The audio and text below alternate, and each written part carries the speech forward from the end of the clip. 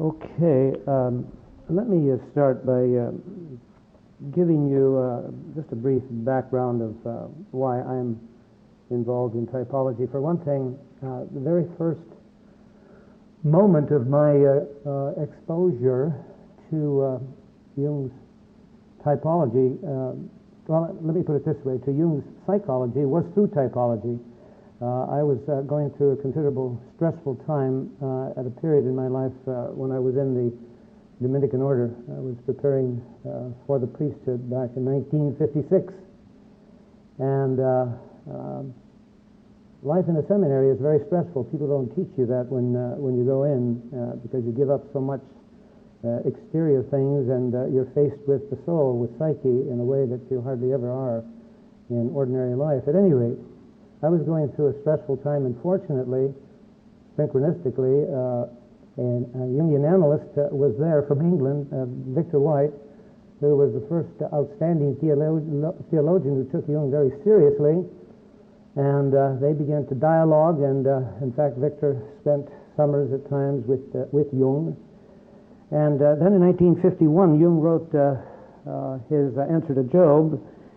Victor saw with other Jung's associates the manuscript, which was initially intended by Jung to simply be an act of imagination. And Victor thought it was great, but he said, if you publish it, it'll probably destroy every attempt I've made to correlate your psychology with Catholic thought. But Jung decided to publish it anyway, and so they kind of split.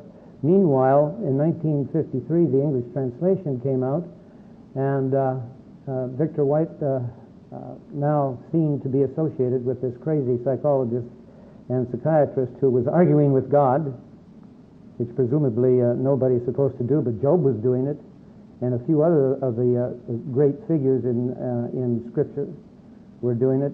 But somehow this was considered wrong by theologians and spiritual leaders in the Catholic religion and also in Protestantism.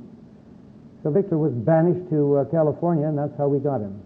And so the very first dream that I had to do with typology. I go into the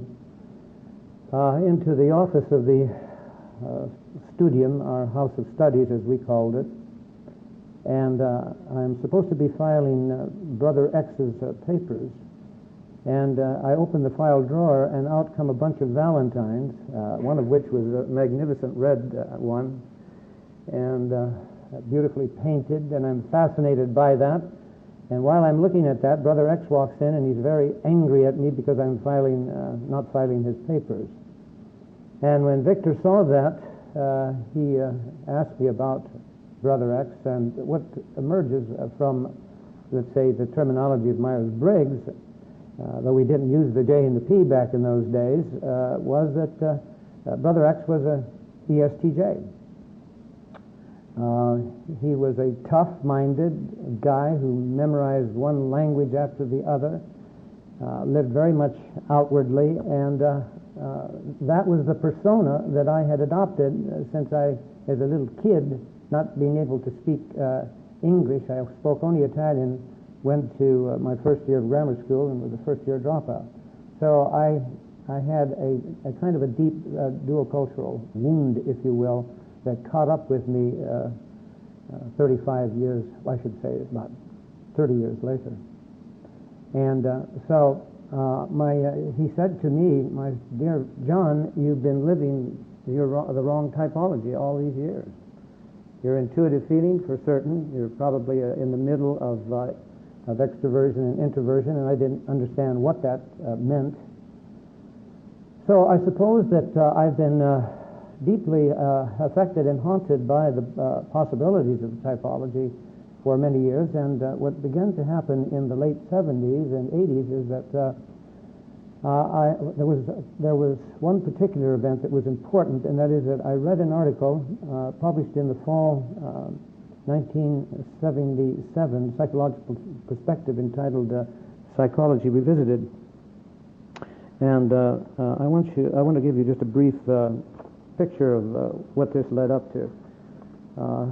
This is a picture, the very first one that I've seen of Jung depicting the typological circle. Okay. Now that's not very, which is a very, very beautiful example of what he perceives to be the dominant thinking person with either intuition or sensation as the auxiliary, one of the auxiliary functions, and then the feeling function is the inferior one, and so he depicts it in darkness. I just want to briefly show these to you because this is the basis of my entering into a deeper consideration of typology when I read and saw this and read and saw other diagrams in his 1925 seminar that has been published, which is a kind of a wonderful little book that talks about his early years in his relationships with Freud and the evolving of his the book that led to his break with Freud, and then all of the context in which he created his psychological types book in 1921. This is an evolving consciousness that led to my focus on the couplings, these four couplings. That is now the basis of this book that I'm calling The Compass of the Soul, but let me show you where it came from.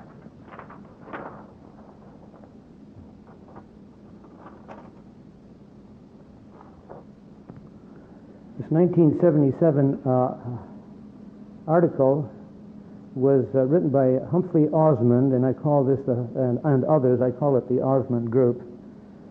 And they were the first, in my consciousness, to describe the four couplings in archetypical ways, so that you have the ST described as a structural, making maps, that tough-minded combination that sensate and thinking is. Of the four couplings, it's the most tough-minded. The opposite to the structural is the intuitive feeling coupling, and this will be the subject of our workshop when we add introversion and perception.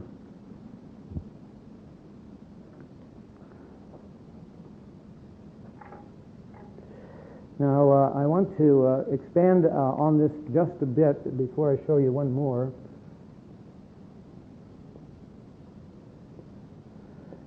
So that if we depict, as this shows, you see the thinking on the circle, thinking at the top and feeling at the bottom, and sensation at the left and intuition at the right. We're also looking down on the brain and seeing that the left-hand side is the left hemisphere, and the right side is the right hemisphere, with the left dominated by detail, by sensation, by a linear approach that you, if any one of you have read of split brain research, can recognize. And intuition is a strong aspect of the right hemisphere with its spatial outlook. So I'm noting that here also on the board. Now, when we expand on the ST and add E and J, we have here our dominant culture, which I'll talk about briefly.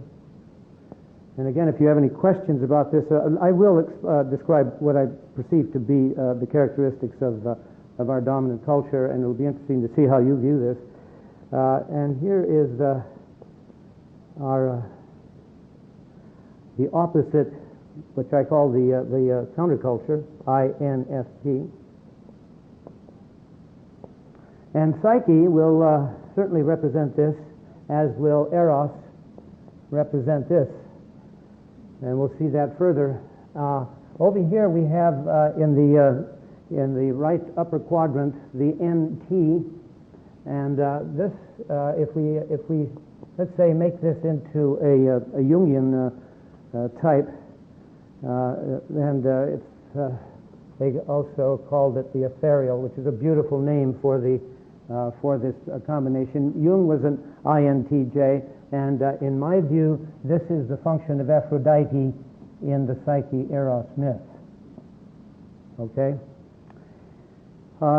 So we have three of the characters of the Psyche-Eros myth, and they're actually the main ones. There is, however, another important person, the one who is concerned about Psyche in the story. And for those of you who've not read it, I'll read a short version of it. And that was the father who was concerned about his daughter and her loneliness as a kind of new version of Aphrodite, the goddess of love and beauty. And if you'll notice, this particular makeup is opposite to the makeup of the INTJ, which is in the upper right quarter. This is in the lower left quarter. And this group called it the Experial, which is a word doesn't exist. I checked it in Webster, and it doesn't exist. But if you look around it, you'll see words like experiment and experience, both of which have their roots in the Latin word experire, which means to test. And so they also called this the moralist. This is a very paternal, I should say, parental combination. And so befitting the father of Psyche and his loving concern for his lonely daughter. Now, the other name given to the NF or the INFP is the Oceanic. Do you recognize yourself here, folks? How many of you are intuitive feeling types? Are there any others other than, are you all NFs? Or do you have any NTs here, or SF? You're an NT? Okay, great. Do we have any SFs? STs? Almost invariably, we do not have STs. I've been giving workshops lately in Atlanta and Fort Lauderdale, and in both of these, no STs.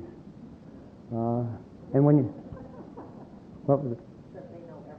They know everything. All right. That's going to be an interesting area to explore.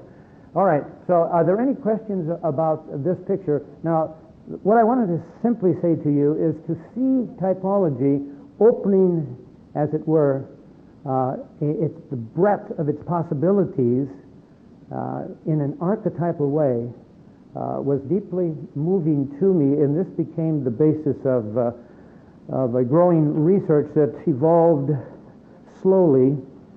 And it picked up a bit more when in 1990, Robert Moore and Douglas Gillette published their little book, King, Warrior, Magician, Lover. Okay? And Bob is one of our analysts here. We're friends. We've shared the work over the years, but he's never been interested in typology, and in the workshops that he gives, people will ask him, well, isn't there a connection between the types and your archetypes? And he said, there may be, but I don't know.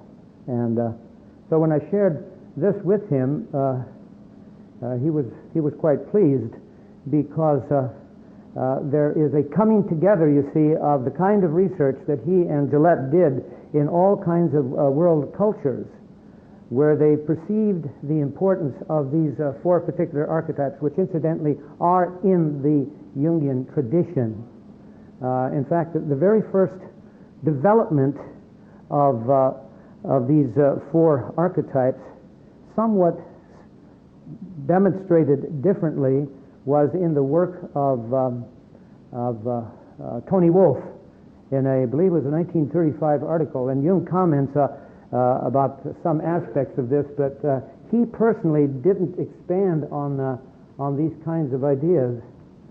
You know, the important thing to remember about Carl Jung is that he had a marvelous big brain, and he explored many areas of life, and particularly moving into all kinds of studies of the large myths in the world. And and also the world of Taoism and alchemy. So there was a limit to what he could do. In the last 3 pages of the chapter 10, in which he lays out a kind of a phenomenology of 8 types: extroverted, intuitive, introverted, intuitive. You see, if you throw the E and the I in there, you've got 8 types. And then Jung says a very interesting thing. He says, you know, these 8 types are never really appearing in their pure form in any one of us. What does appear, however, is always a dominant function and an auxiliary, i.e. these couplings. And then he even describes the couplings there in 3 pages. That's at the end of chapter 10 in Psychological Types. And this was the basis of a discovery that Isabel Briggs Myers made, where she was the first one in 1962 to take those seminal ideas in Jung, and in both her manual and in this wonderful little book here that she and Mary Macaulay for years called the Little Brown Book, which I'm not certain is even being published. There's a new version. I don't know whether you folks bought the new version that Catherine Myers creates. Well, at any rate, the point is this. This book here on page 28 has an enlarging of the entire Jungian idea on typology that I never noticed for years. I don't want to spend time developing, but here is this page 28 in which she brackets out extroversion. What happened there? My sensate function is very weak, folks, so things could happen any time when I'm attached to mechanical things. At any rate, if you'll notice there, she's the first one to do this. She brackets out extroversion, introversion, J and P. She brackets out even which one is dominant and which one is auxiliary, and she simply discusses the phenomenology of these 4 combinations. And this is the first time that this idea has been developed, and therefore it's a big jump forward in Jung's typological theory. Jung would have approved of it if he had seen it. They dialogued, incidentally, in 1950, and Jung valued the research that she was doing, but in 1962, Jung had already died a year before, June of 1961. And also this formulation appeared in the manual, and it was the basis for this Osmond article of 1977, but they never acknowledged it. Boy, that always gripes me. When people will borrow a tremendous idea like this and then not acknowledge it. At any rate, I've expanded on it in other ways, and one of those ways was to show the relationship of the four cultural archetypes with these couplings, so that the warrior is associated with sensate thinking, the lover, our focus, is associated with intuitive feeling. Now staying just with the couplings, the king-queen associated with the sensate feeling, parental, moralist, and the magician with the NT. Incidentally, I also call this the creative scientist. And I began to, before I saw Bob's stuff, I began to call the intuitive feeling also the creative artist. And lo and behold, when they describe the lover, they point out that the lover is the artist and the mystic in our culture. And clearly always opposite to the warrior mentality, which they point out is the doer par excellence. And the magician is the inner knower, and that's what we're doing here. This is all Jung's depth psychology is magician work. And yet, Jung gave us this marvelous structure to work with, in which we are enabled to understand many other theories. Okay? And this is the moralist. This is the one that sets the pace, the moral bases and ground and inspiration for a family, for any leader of any organization, all right, including the presidents and kings and what have you of countries. Now, I just wanted to note briefly that Toni Wolff developed a quaternity of what she called 4 archetypes. She called this the mother, and this here the mediatrix, or medium. And over here she spoke of this, the warrior. What's a woman warrior? A woman warrior. Amazon, yes. And here's the hetera, the daughter. And without getting into big discussion about this and why they're located the way they are, these are the 4 cultural archetypes. This being the king, queen, and obviously this being the medium being a form of a magician, and the Amazon a form of warrior, and the hetera the form of lover. The child is always the lover. Any questions about all of this stuff I'm sharing with you? Okay. Now, so we also have established a picture of the 4 crucial people in the Psyche-Eros myth, which is a 2,000-year-old myth that supports, in a remarkable way, the entire system of typology that began with Jung and continued in the Myers-Briggs, and you'll see that tomorrow, particularly when we get into the 4 tests. It's marvelous to see that not only do you have there a support, a mythic support that is 2,000 years old for the structures of typology, but also for their inner dynamic, and we will work on that tomorrow. All right, so that gives you a context for understanding how I also became interested in the INFP. And it simply happened, and this is another very important event in my life. It was a cumulative one, and that is where over the years as an analyst, I began to see people who were INFPs. More and more, I would say that at times I had 60 to 70% of my clients who were intuitive feeling. Some were extroverted, some were gay, most of them were INFPs. And I began to see this pattern and in their lives, and so I thought it's time to get them together, and so let's have a workshop. And I felt this sense that of alienation from our culture, so I called this workshop the Typological Counterculture, INFP. That's the same name that we have today. And as I was preparing for that particular workshop, I happened to pick up Robert Johnson's little book called She. How many of you have seen it? It's a simple story of the Psyche-Eros myth.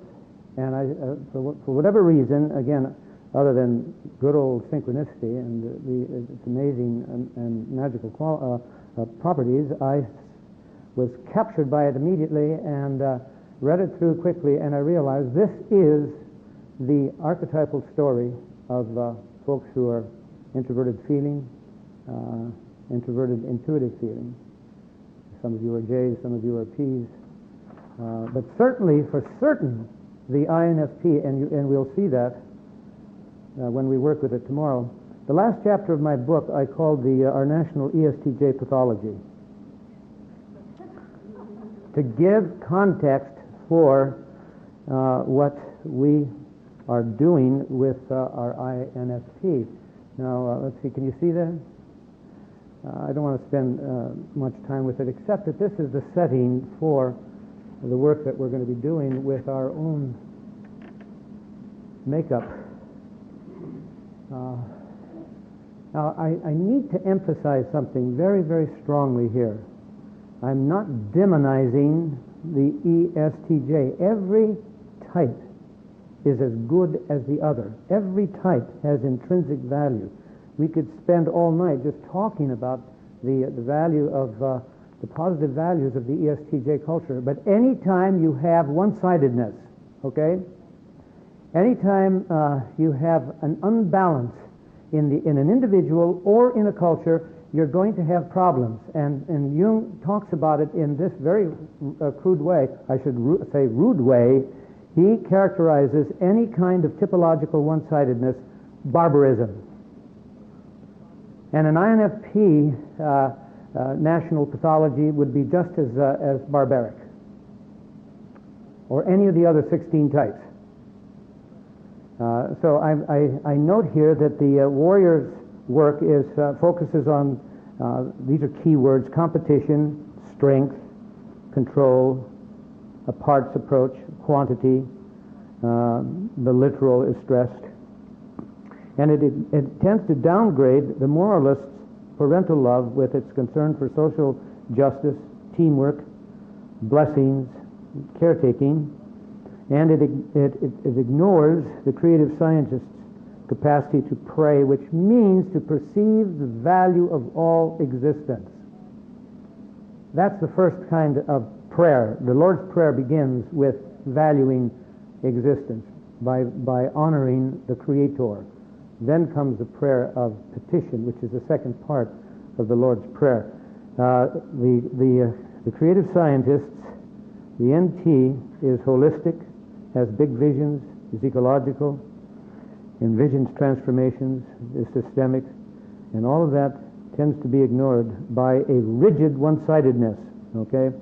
And then that same one-sidedness abhors the capacity of the lover, the NF, to play, to have compassion, to be receptive, to be vulnerable, to surrender, to imagine.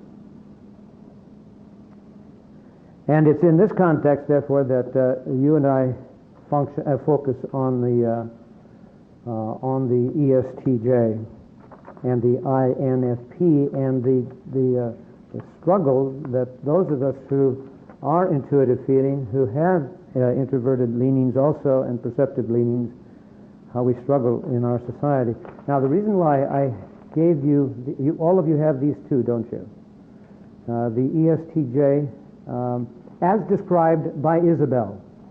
Yes, problem? One missing here. And the INFP underneath. I want to read these.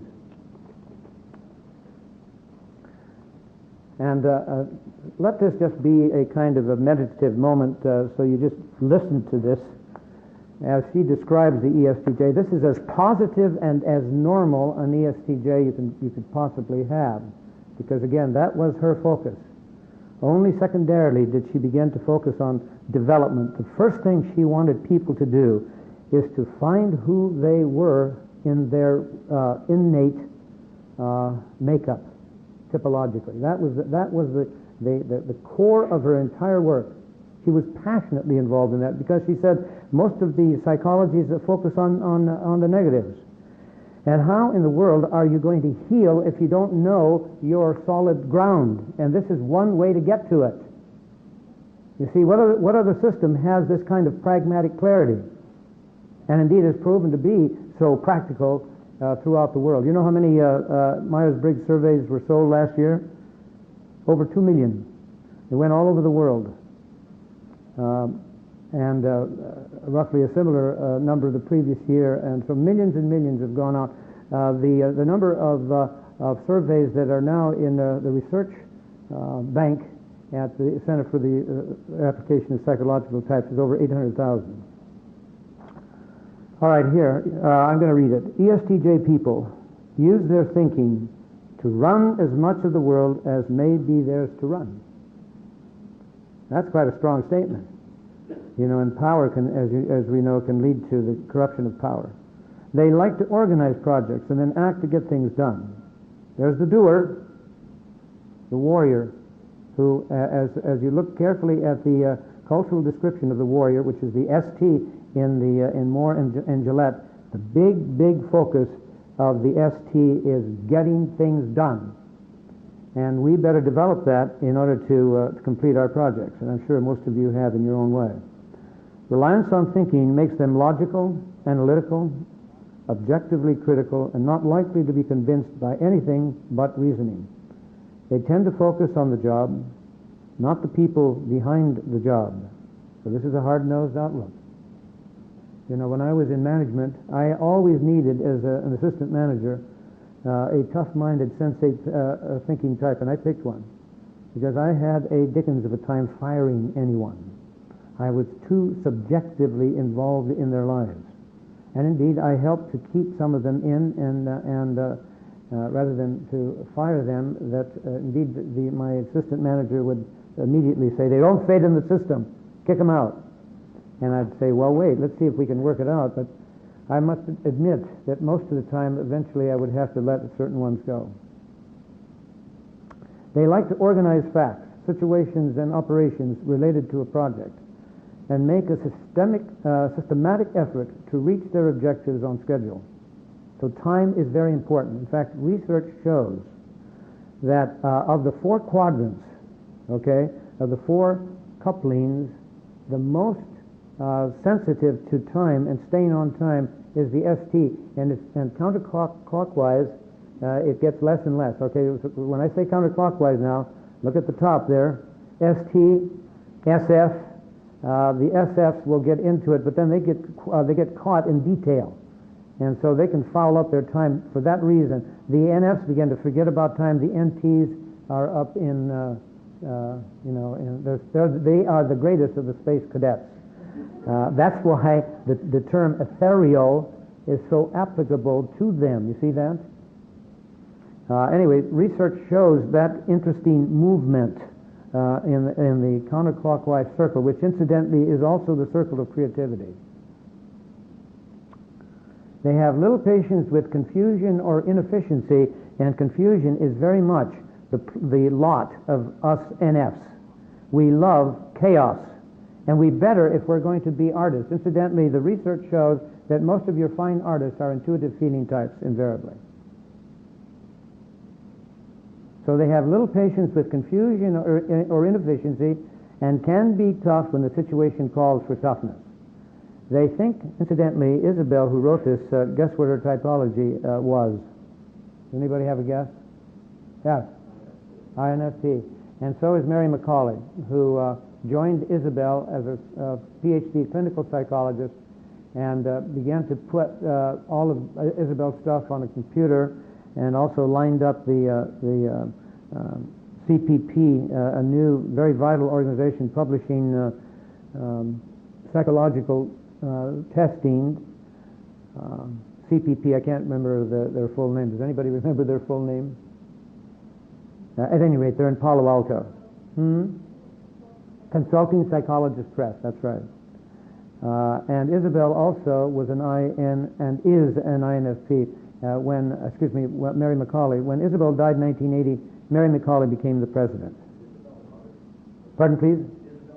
No, Catherine Briggs was the mother.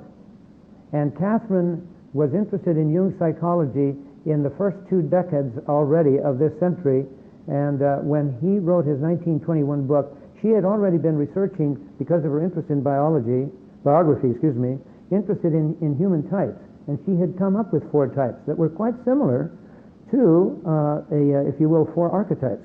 And when she saw Jung's book, she said, this is it. And she began to focus on that and try to get her daughter interested. Her daughter, incidentally, was very brilliant in school. I don't remember this college she went to, Swarthmouth, I think. She came out Phi Beta Kappa. When she was 32 years old, with 2 children, she wrote a mystery novel that was a bestseller. You can find all of this in a book called Catherine and Isabel. And Catherine, incidentally, is spelled Katharine, written by a woman named Saunders, whose husband was involved also in psychological research. All right. They think conduct should be ruled by logic and govern their own behavior accordingly. They live by a definite set of rules that embody their basic judgments about the world. Any change in their ways requires a deliberate change in their rules. I think Kenneth Starr, for example, is an ST. And a very, very sharp one. very competent judge. They are more interested in seeing present realities than future possibilities, although I don't agree with a lot of his values, I must say. This makes them matter-of-fact, practical, realistic, and concerned with the here and now. Now, this is the culture, speaking in normal terms, that we encounter. And it has value, and we need it. All of us need it. That's one of the goals of this course. And that's why the Psyche-Eros myth is so important, because indeed that's where she ends up, okay? They use past experience to help them solve problems and want to be sure that ideas, plans, and decisions are based on solid facts. Wonderful, tough-minded ST combination. Why? Think typologically now. The S loves detail, and it loves to marshal detail, whereas the thinking loves to marshal ideas. It's that aspect of the psyche that names things. So in contrast to the feeling function, which is a much more loose kind of a judging, and yet it's a solid judging. And sensation in contrast to intuition, which has a configurational approach and also draws its knowledge from the unconscious, in contrast to the outer senses. They like jobs where the results of their work are immediately visible and tangible. They have a natural bent for business, industry, production, and construction. They enjoy administration where they can set goals, make decisions, and give the necessary orders. Getting things done is their strong suit. And it's that kind of mentality, incidentally, that led to what is called and has by some commentators in organizational development, they call it the train wreck theory of organizations. And by that they mean that in the middle of the 19th century there was a terrible train wreck on the East Coast, and the government, the railroad, and business leaders got together to develop a more effective management system that would prevent these kinds of accidents. And guess what they developed? Can you imagine the type of picture that comes from that viewpoint? Is it like this, or is it like this? Yes, it's like this. And it was created by a military officer. And that's the way, of course, we've tended to think. Generally in our culture, all right? Like the other decisive types, ESTJs run the risk of deciding too quickly before they have fully examined the situation. They need to stop and listen to the other person's viewpoint, especially with people who are not in a position to talk back. This is seldom easy for them. But if they do not take time to understand, they may judge too quickly without enough facts or enough regard for what other people think or feel. ESTJs may need to work at taking feeling values into account. I don't know why she says may. It's an absolute essential for them, even as it is essential for us introverted feeling types to develop enough of our extroverted thinking. So much on their logical approach that they overlook feeling values, what they care about and what other people care about. If feeling values are ignored too much, they may build up pressure and find expression in inappropriate ways. Although ESTJs are naturally good at seeing what is illogical and inconsistent, they need to develop the art of appreciation. One positive way to exercise their feeling is to appreciate other people's merits and ideas. ESTJs who make it a rule to mention what they like, not merely what needs correcting, find the results worthwhile both in their work and in their private lives. Now, you see, when she says, who make it a rule to mention what they like, what function is that? Feeling. Yes, that's the feeling function. All right, so there we have a good, healthy ESTJ. But if you read it carefully, you will note the potential there for pathology. Now let's see if we have similar potential pathologies here in the INFP, again, as developed by Isabel Briggs Myers. People with INFP preferences have a great deal of warmth, but may not show it until they know a person well. They keep their warm side inside like a fur-lined coat. I love that. They are very faithful to duties and obligations related to ideas or people they care about. They take a very personal approach to life, judging everything by their inner ideals and personal values.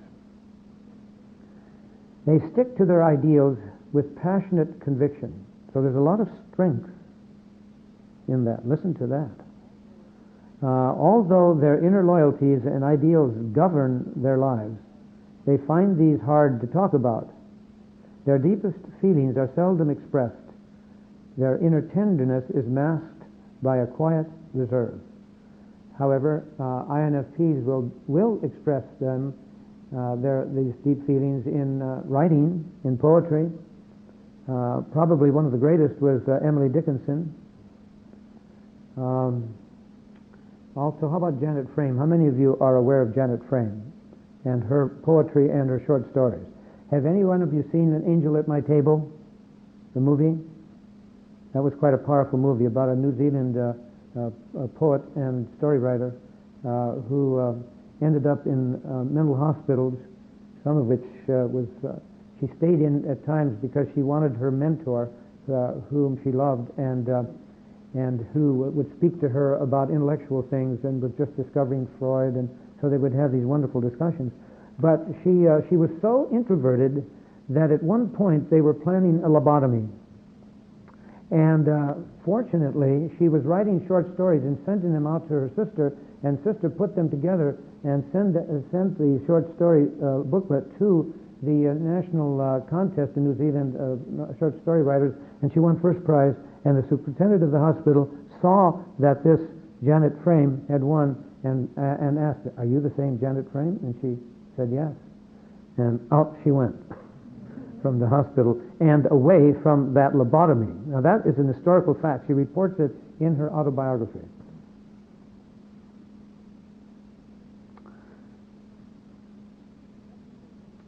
Except for their work's sake, INFPs have little wish to impress or dominate. The people they prize the most are those who take the time to understand their values and the goals they are working toward. Now, I need to say this. What I have noticed, though, is that when the people they love the most, their parents, do not understand them, then INFPs have quite a tendency to end up totally incapable of valuing anything of their own needs. And I want to share right now with you a dream that so remarkably illustrates this fact. This is from an INFP whose parents, the mother was sensate feeling, the father was sensate thinking. Two of her sibs were sensate feeling, and the other two were sensate thinking. And she's an INFP in this family. She had a dream in her middle 40s in which she is standing next to a coffin, and her mother is in the coffin, presumably dead. And there are many, many other people there from her family, and she says poignantly, "No one sees me." Now, I forgot to tell you, she sees herself as a 4-year-old, standing there, this little girl. "No one sees me. No one is aware of me." Now, what happens is that she sees herself suddenly getting smaller and smaller and smaller until she's a 2-year-old, and at that point, her inner energies and her inner self passes between her little legs. And as soon as that happens, in other words, she lets go of her essential self.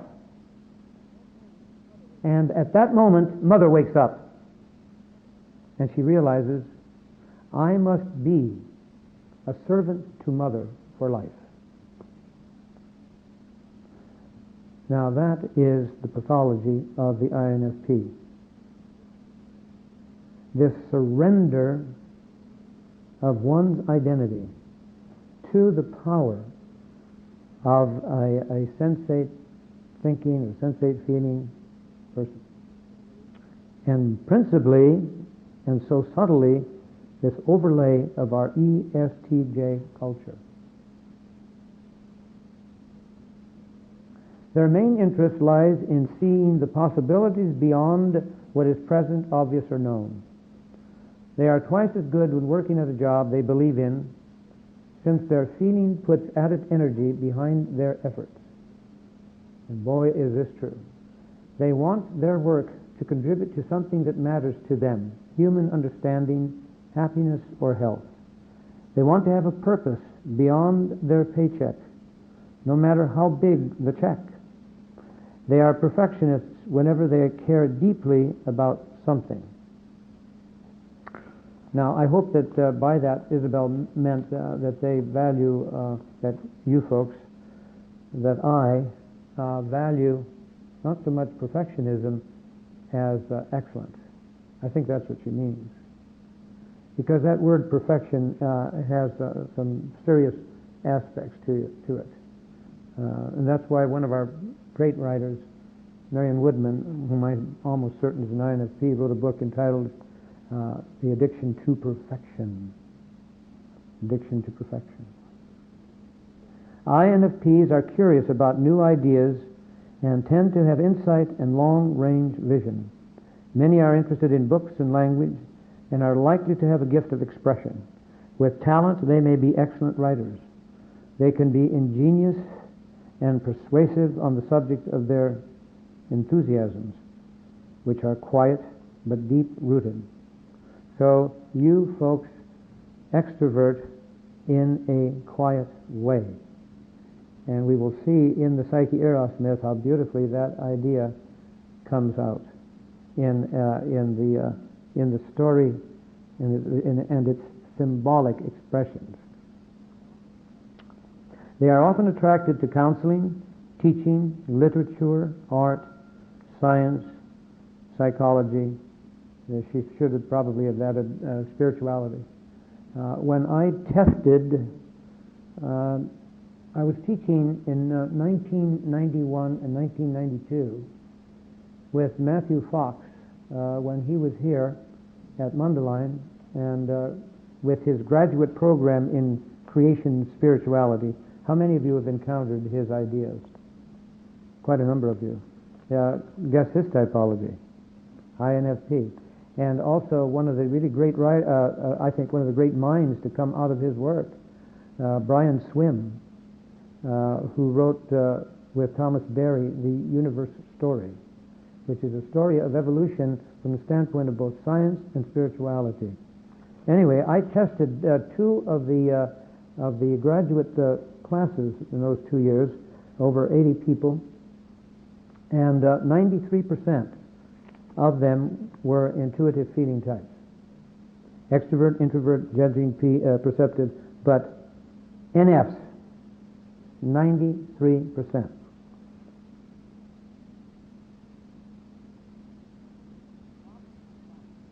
The problem for some INFPs is that they may feel such a contrast between their ideals and their actual accomplishments that they burden themselves with a sense of inadequacy. Now, she steers away from saying that INFPs are profoundly affected by our culture, so that, and particularly if the parents tend to be at all sensate thinking in their approach, or are caught up too much in our ESTJ culture, then there sets in an early wounding that goes beyond just what Isabel is saying there. This can happen even when objectively they are being as effective as others. That is, you can be capable, but deep down you don't believe in yourself. There's a terrible, terrible contrast that goes on there, a battle where you know you have the talent, but you don't feel that you're worthy of it. Now this is typical, you see, of any kind of wounding, narcissistic wounding, or what we call the wounded child. That we are saying deep down, I do not deserve. I do not deserve. It is important for them to use their intuition to find ways to express their ideals. Otherwise, they will keep dreaming of the impossible and accomplish very little, so that the ideal needs to be actualized again in the outer world. Okay. Aaron points that out, incidentally, Elaine Aaron, how important it is for highly sensitive people, on one hand, and she's talking about this in her chapter where she's talking about relationship. She points out the importance of finding the inner lover, and that's exactly what Psyche does. And in her castle, I should say, Eros's castle, and also that highly sensitive people, whom we know when you read this book are INFPs, also need to move out into the world. You must find ways from your deep, authentic ground to function in the world. Otherwise, you end up overly sensitive, overly subjective, overly stuck. And of course, that's what Psyche does in the story.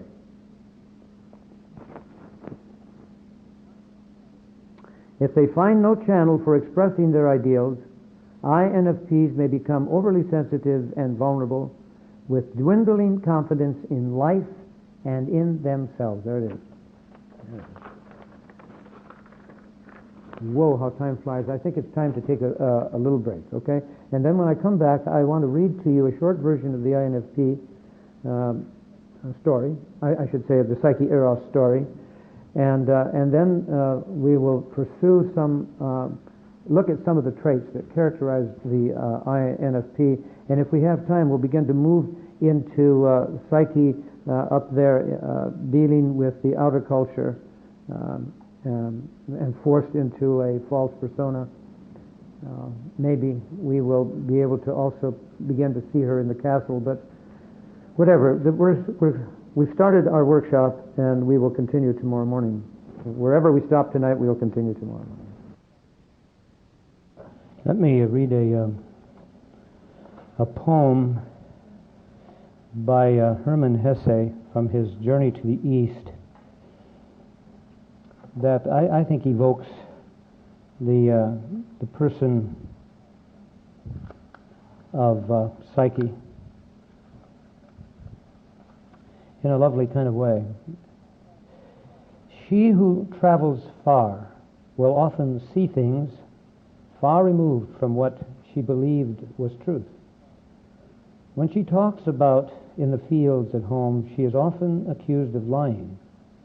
For the obdurate people will not believe what they do not see and distinctly feel.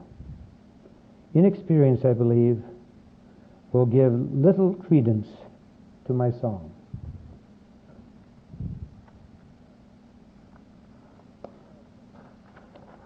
So let's get into the bare outlines of the Psyche-Eros story, and we will expand on it, of course, as we go along. Here's my brief outline. Psyche is the third daughter of a husband and wife. The older two daughters have married. Psyche has not because no man will dare approach her, since she is being worshipped by all the nations as an incarnation of the goddess of love and beauty. That is, she's considered a second Aphrodite. The goddess Aphrodite is enraged because this mere mortal is usurping, even if innocently, her divine prerogatives, so that her shrines and temples are being ignored by the peoples of the earth. Meanwhile, Psyche herself is miserable in her desperate loneliness. Her father, because of compassion for his daughter, goes to the oracle at Delphi and begs the gods and goddesses that a man come forth to marry his daughter. The god Apollo, representing Aphrodite, speaks through the oracle, telling the father that his daughter must be offered up to the god of death. Psyche, followed by mourning parents and a great throng, is brought to her appointed place on a high crag to await the dreaded god. Aphrodite's son, commissioned by his mother to shoot an arrow into Psyche so that she will love her promised husband, falls in love with her himself. He brings her via the wind to his wonderful castle in the valley, where he becomes her husband and lover only at night in complete darkness. Psyche lives in the castle for a long time, alone and attended to by invisible servants. Meanwhile, each night Eros sleeps with her and she becomes pregnant. Eventually, she wants to see her sisters. Eros reluctantly agrees. They come, they never meet the husband, and plant seeds of fear in Psyche, claiming he must be a monster. She is given a lamp to shine on him as he sleeps, and blades to slay him before he awakens.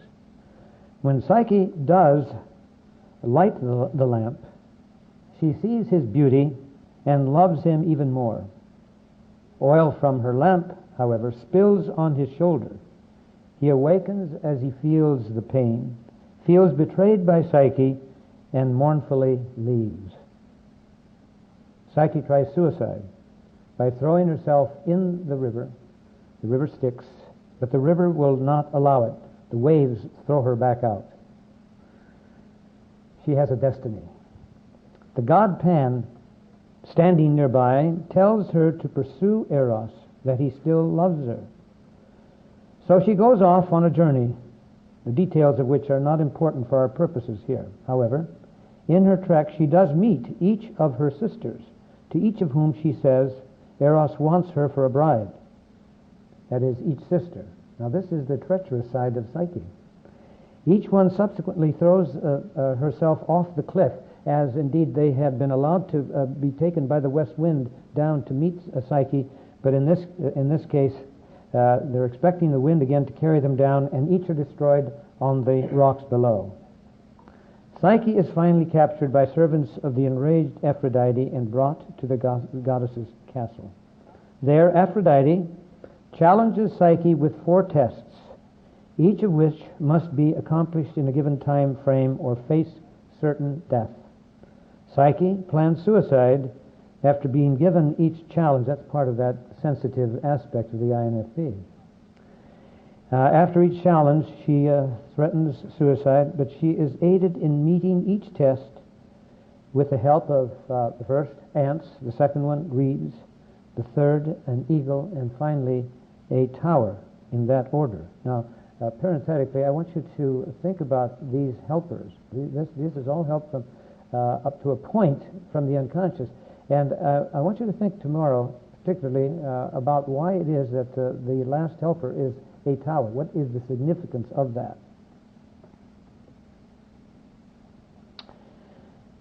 Aphrodite knows that it is her son Eros who is providing this help. In the last test, Psyche is ordered to get a beauty ointment for Aphrodite from Persephone in her underworld home. Now, Persephone is another INFP. She overcomes several hurdles in this, the greatest of her tasks, and comes to the surface of the earth. There she is tempted to use some of the beauty ointment, opens the casket, and instead of ointment, she finds there only the darkest of nights, into which she swoons in complete unconsciousness. At this point, Eros comes and awakens her, and with the approval of Zeus and Aphrodite, he not only marries Psyche, but arranges that she too be a goddess. Finally, Psyche gives birth to a daughter named Pleasure. Okay, now I want to note something here that is important in demarking this journey of Psyche. And let's do it by putting up another little picture for those who are going to hear this tape. If one simply imagines an egg shape,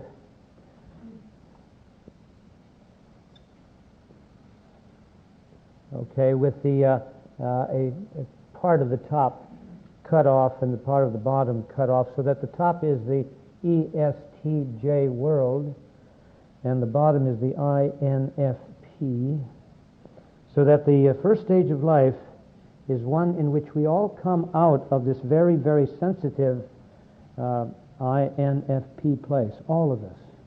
Every child is INFP, every child. But then, of course, the specific typology of each individual emerges.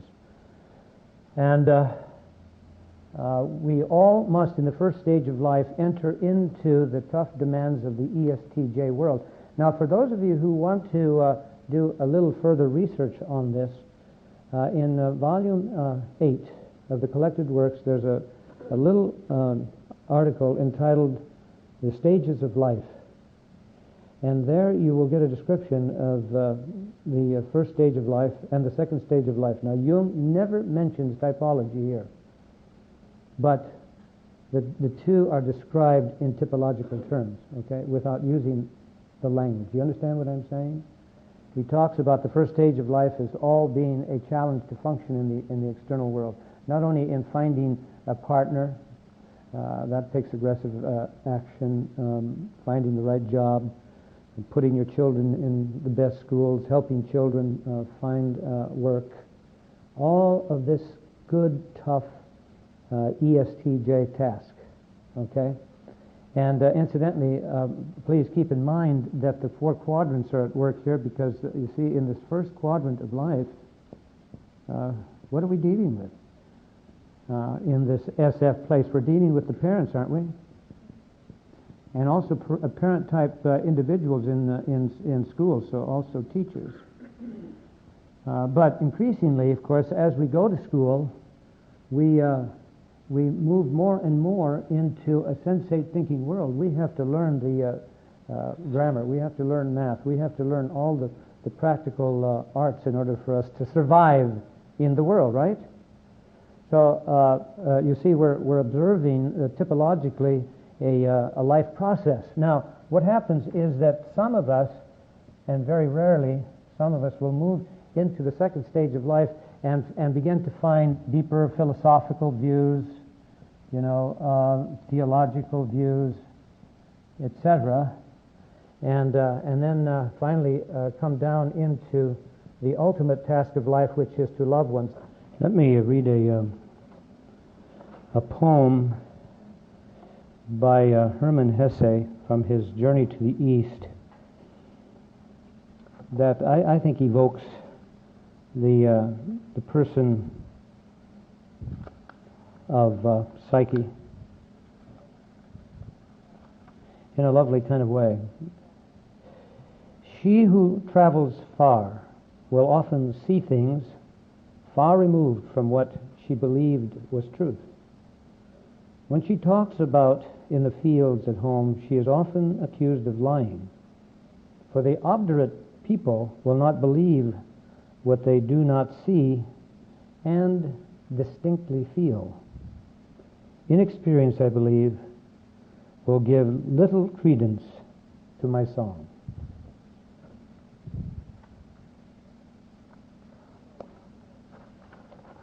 So let's get into the bare outlines of the Psyche-Eros story, and we will expand on it, of course, as we go along.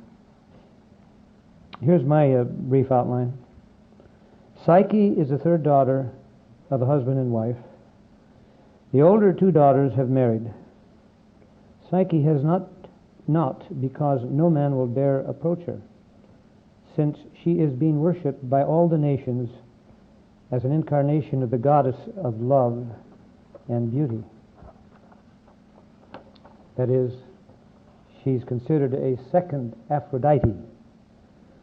The goddess Aphrodite is enraged because this mere mortal is usurping, even if innocently, her divine prerogatives, so that her shrines and temples are being ignored by the peoples of the earth. Meanwhile, Psyche herself is miserable in her desperate loneliness.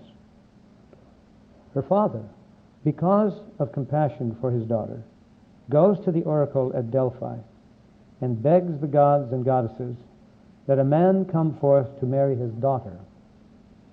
The god Apollo, representing Aphrodite, speaks through the oracle, telling the father that his daughter must be offered up to the god of death.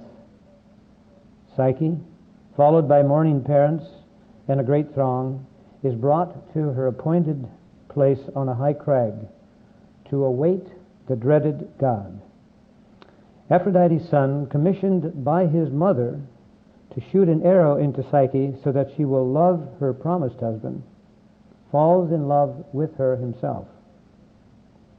He brings her via the wind to his wonderful castle in the valley, where he becomes her husband and lover only at night in complete darkness. Psyche lives in the castle for a long time, alone and attended to by invisible servants. Meanwhile, each night Eros sleeps with her and she becomes pregnant. Eventually, she wants to see her sisters. Eros reluctantly agrees. They come, they never meet the husband, and plant seeds of fear in Psyche, claiming he must be a monster. She is given a lamp to shine on him as he sleeps, and blades to slay him before he awakens.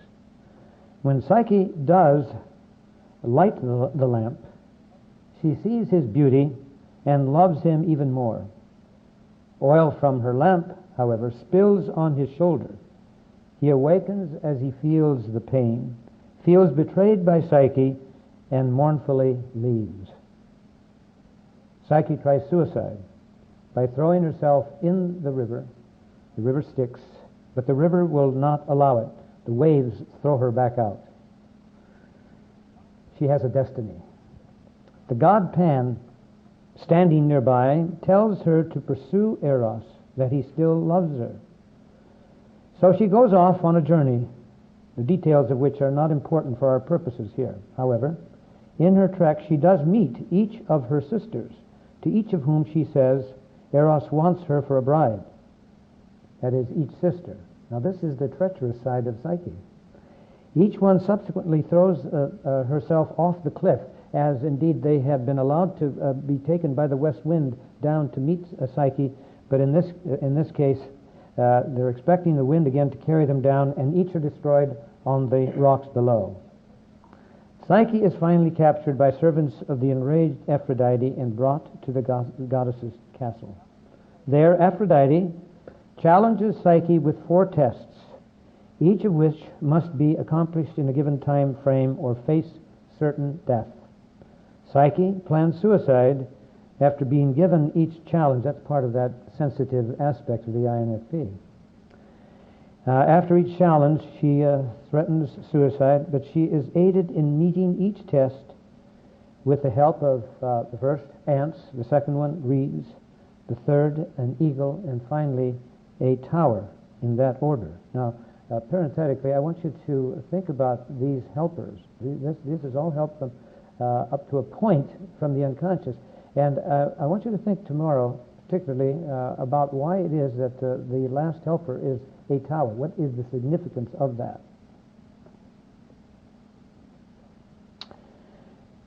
Aphrodite knows that it is her son Eros who is providing this help. In the last test, Psyche is ordered to get a beauty ointment for Aphrodite from Persephone in her underworld home. Now, Persephone is another INFP. She overcomes several hurdles in this, the greatest of her tasks, and comes to the surface of the earth. There she is tempted to use some of the beauty ointment, opens the casket, and instead of ointment, she finds there only the darkest of nights, into which she swoons in complete unconsciousness. At this point, Eros comes and awakens her, and with the approval of Zeus and Aphrodite, he not only marries Psyche, but arranges that she too be a goddess. Finally, Psyche gives birth to a daughter named Pleasure.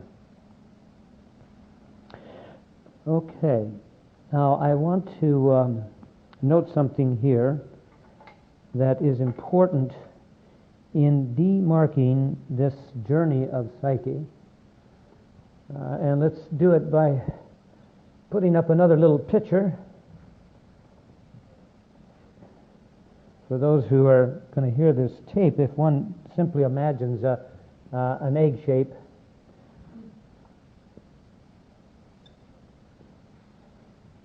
okay, with a part of the top cut off and the part of the bottom cut off, so that the top is the ESTJ world and the bottom is the INFP, so that the first stage of life is one in which we all come out of this very, very sensitive INFP place, all of us.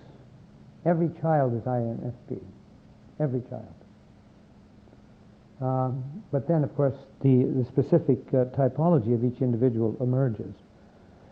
And we all must, in the first stage of life, enter into the tough demands of the ESTJ world. Now, for those of you who want to do a little further research on this, in volume 8 of the collected works, there's a little article entitled The Stages of Life. And there you will get a description of the first stage of life and the second stage of life. Now, Jung never mentions typology here, but the two are described in typological terms, okay, without using the language. You understand what I'm saying? He talks about the first stage of life as all being a challenge to function in the external world, not only in finding a partner, that takes aggressive action, finding the right job, putting your children in the best schools, helping children find work, all of this good, tough ESTJ task, okay? And incidentally, please keep in mind that the 4 quadrants are at work here, because you see, in this first quadrant of life, what are we dealing with? In this SF place, we're dealing with the parents, aren't we? And also parent-type individuals in schools, so also teachers. But increasingly, of course, as we go to school, we move more and more into a sensate thinking world. We have to learn the grammar. We have to learn math. We have to learn all the practical arts in order for us to survive in the world, right? So you see, we're observing typologically a life process. Now, what happens is that some of us, and very rarely, some of us will move into the second stage of life and begin to find deeper philosophical views, theological views, etc., and then finally come down into the ultimate task of life, which is to love oneself.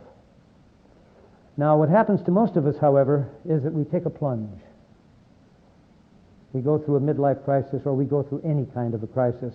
And when that happens, the philosophical and theological ideals mean nothing. We enter into the chaos of the imaginal and emotional world, which, of course, is the oceanic NF place. All right, now what about Psyche in this regard? What happens to Psyche is that there are 4 interesting developments.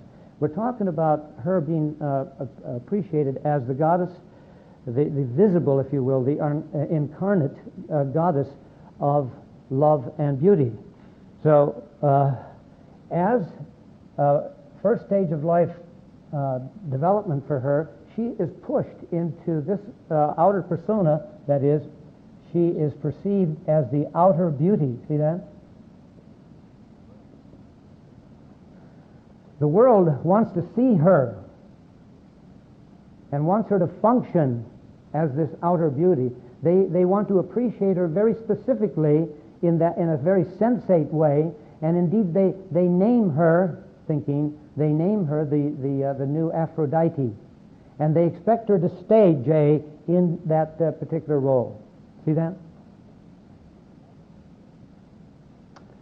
And that role is to be this outer beauty.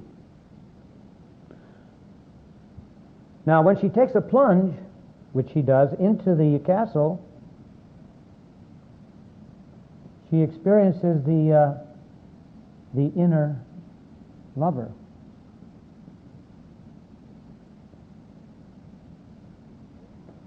And she stays there a long time. As an NF, she is a lover. And therefore, she is finding her true ground. All of us needs to have and find that castle within ourselves. It's a very, very crucial aspect of our journey. Understanding what we suffer through here and understanding who we are in our suffering, but doing so by finding this ground within ourselves, finding this container. The self as container is its maternal aspect. And of course, the child that is born, that is alive in her and growing in her, represents the self as the creative aspect of the self, the inner child. So that also is another aspect of the lover. Not only Eros, but also her child, her inner child. We're talking here metaphorically. This whole story is an extended metaphor, isn't it? It's a myth, therefore it's a cultural dream. So she's gone from outer beauty to inner lover, and then when she opens the ointment, on the surface it appears that she needs to put something on her face but that just totally is uncharacteristic of her. That's the last thing in the world that she's really interested in. And it's no accident that she falls into absolute darkness. And it is there that she finds, as she moves out into the world, paradoxically, she takes this sudden dip into what we will call inner beauty. She finds the depth of her beauty, paradoxically, in darkness. And then Eros immediately awakens her, and then she realizes outer lover. See this? This fits, you see, the large archetype of Aphrodite that we're working with here, and it begins to tell us something very, very interesting. It begins to tell us that on the surface, Aphrodite is a very angry goddess, in the same way that all of us will experience in life many angry internal images. And I can tell you this for certain. One of the most important principles, indeed, of our psychological work is to realize that every time we encounter a so-called enemy in the psyche, we are being challenged to claim what that enemy represents. And that enemy will invariably turn into a friend / mentor, lover, you name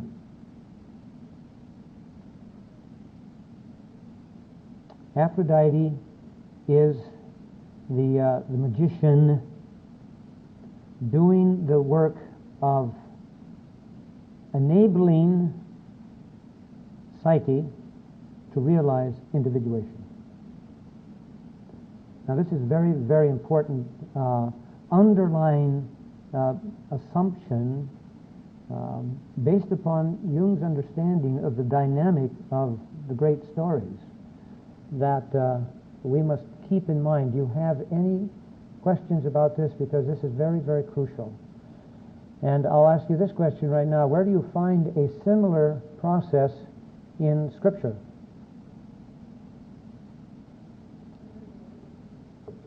Did somebody? Well, the Jonah and the whale would be one, but who would be the mentor there? The whale would certainly be a symbol of the unconscious, the inner dark chaos that one has to, where one has to take on a different view of oneself, and therefore come out with a new sense of a vocation that Jonah comes to. The story that I'm thinking of, and I want you to think about this, is the story of Job.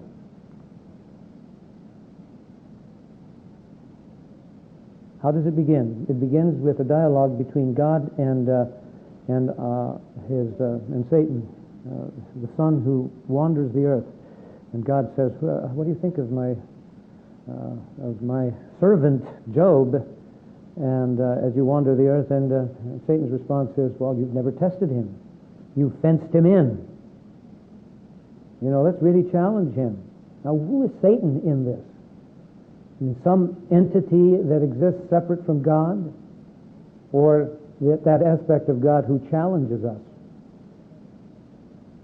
And it's not an accident that as Job goes through his suffering and discussions with his friends, that occasionally he will turn to God and say, I'm going to bring you into a court of law, sir, because you're treating me unjustly. He's confronting the challenge of God. God has become, in a certain sense, an enemy, and yet he says, but you are also the only one who can save me. Jung calls this the antinomy of God, that there is this aspect of God, that God challenges as if God were Satan, and God, if we attend to the challenge, we will experience transformation.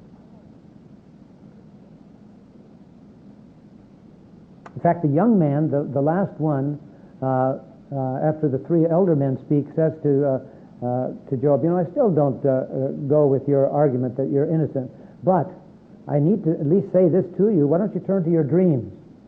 Because God heals us in our dreams. And before Job has an opportunity to answer him the way he did the others, God speaks. And what does God speak of? What is his answer? The answer to Job. Is it you are morally right over against your friends? Because they're saying obviously you had to commit a sin because you wouldn't be going through all this suffering. Whereas Job says, no, I'm innocent. To what extent are all of us Jobs? To the extent that we have suffered innocently. And also Psyche has suffered innocently. The famous and great Jewish theologian Maimonides said of Job, he was a good man. In other words, he lived according to the morality of the outer society, but he was not a wise man.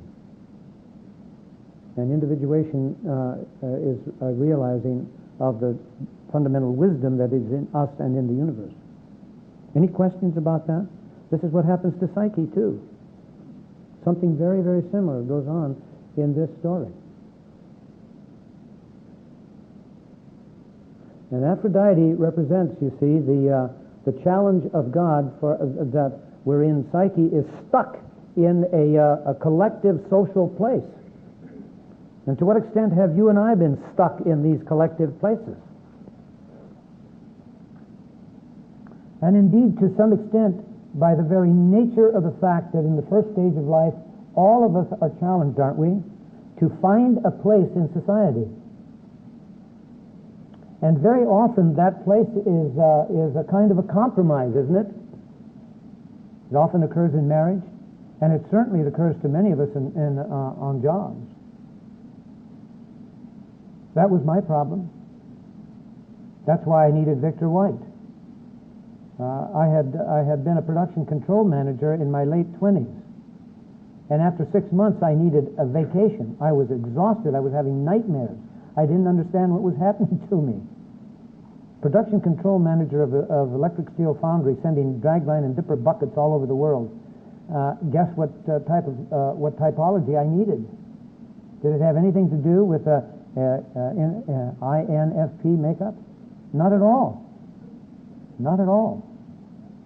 And as a first-year philosopher in the Dominican order, I was beating my brains out trying to figure out how to be a logician. And that was very, very hurtful to me also.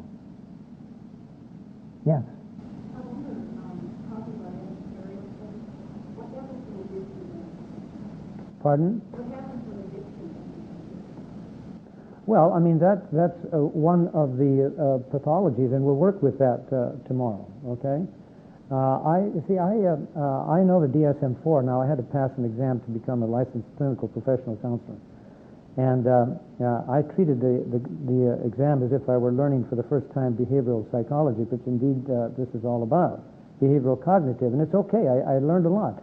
That's part of that ST world that we have to function in. And but what I've learned in dealing with the pathologies is that all of them follow a certain process, a pathological process. And whether you end up calling it addiction, or calling it a neurosis, or calling it a psychosis, or a psychosomatic problem, they're all basically the same. though there are distinctions that are very, very important, and therefore all the various ways of diagnosing are necessary in the practical world. But addiction is one of them. Every one of our pathologies is missing the mark. That's what we call sin. It's missing finding the self and evoking the self. Yes?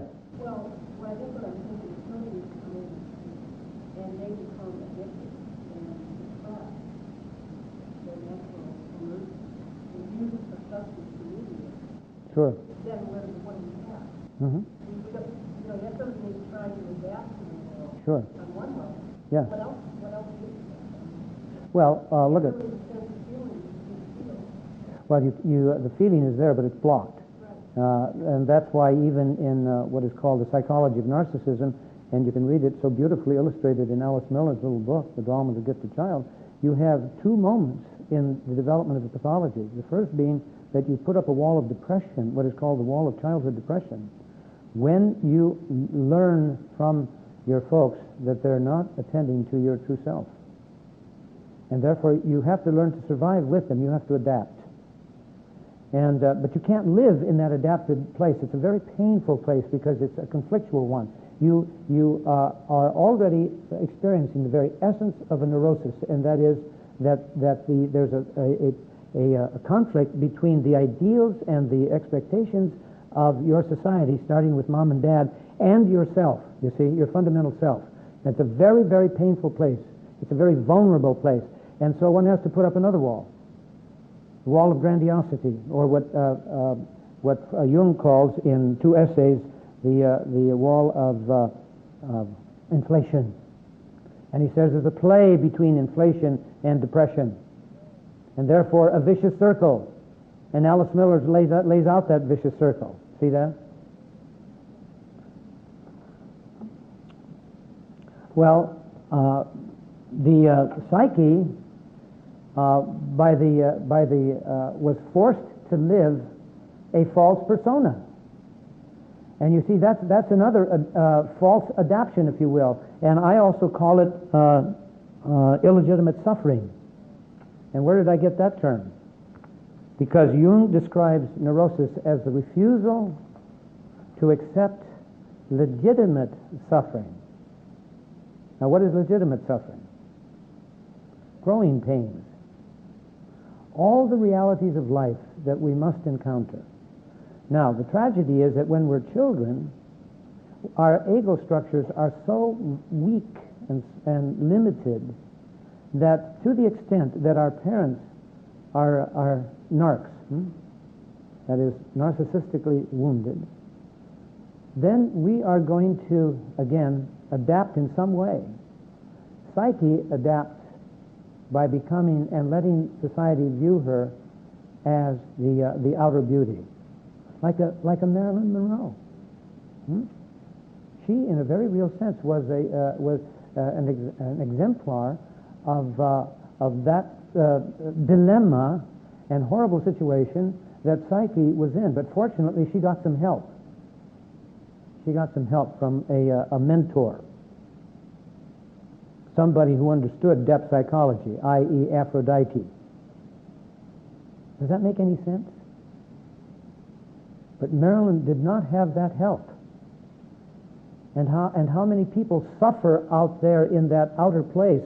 If it's not outer beauty, it's an outer talent, like a great voice, or like dramatic abilities, acting abilities. I work with people some people who have brilliant potentials and demonstrated them in their teens and in their early 20s, but they were collapsing all over the place, over and over again.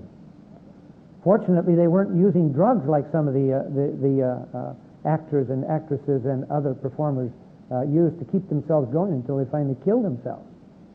Who are some of the people who did that? Like John Belushi, the one who first comes to mind. Judy Garland is another example, a tragic example. Again, you see this enormous talent which plays itself out as a persona, as a role, a societal role, because that's what a persona is described as. as playing a role that meets the expectations of society. They always expected her to be the great singer. She was a wonderful, wonderful singer. So Aphrodite, you see, I mean, Psyche is up there in that similar place, up there in that high place, and she ends up where? Up on a high crag, doesn't she? Finally offered to the god of death, you know, which all of us, in some respects, need. We need to die. We need to die. And Aphrodite, I mean, Eros, in a certain very real sense, is a messenger of death. But he falls in love with her. He becomes her dark lover. Her dark lover. Now, what about that high place? How many of you have experienced it? And how many of you have dreamt of that high place and having to come down? Have you had dreams of being up on some tenuous place and finding it very, very fearful? How many of you have had a dream? Just give me a sign. Quite a number of you. Quite a number of you. Some people dream of being in airplanes and suddenly what's happening to the airplane? Starts heading down. Boy, that's a frightening type of a dream. But it's a very necessary aspect of a process where we're too much up in our heady place. And almost invariably, we're expecting too much of ourselves because this is, we think society is expecting this much of us. And that's what we're dealing with here when we're dealing with Psyche. This is where she is. And this is exactly where Job was in the beginning of the story. Yes? Who's the god that flew the sun with wings? Pardon? Who is the god that flew the sun? Oh, yes, that's right. It's Icarus. Yeah, and that's the same kind of a motif. Same kind of a motif.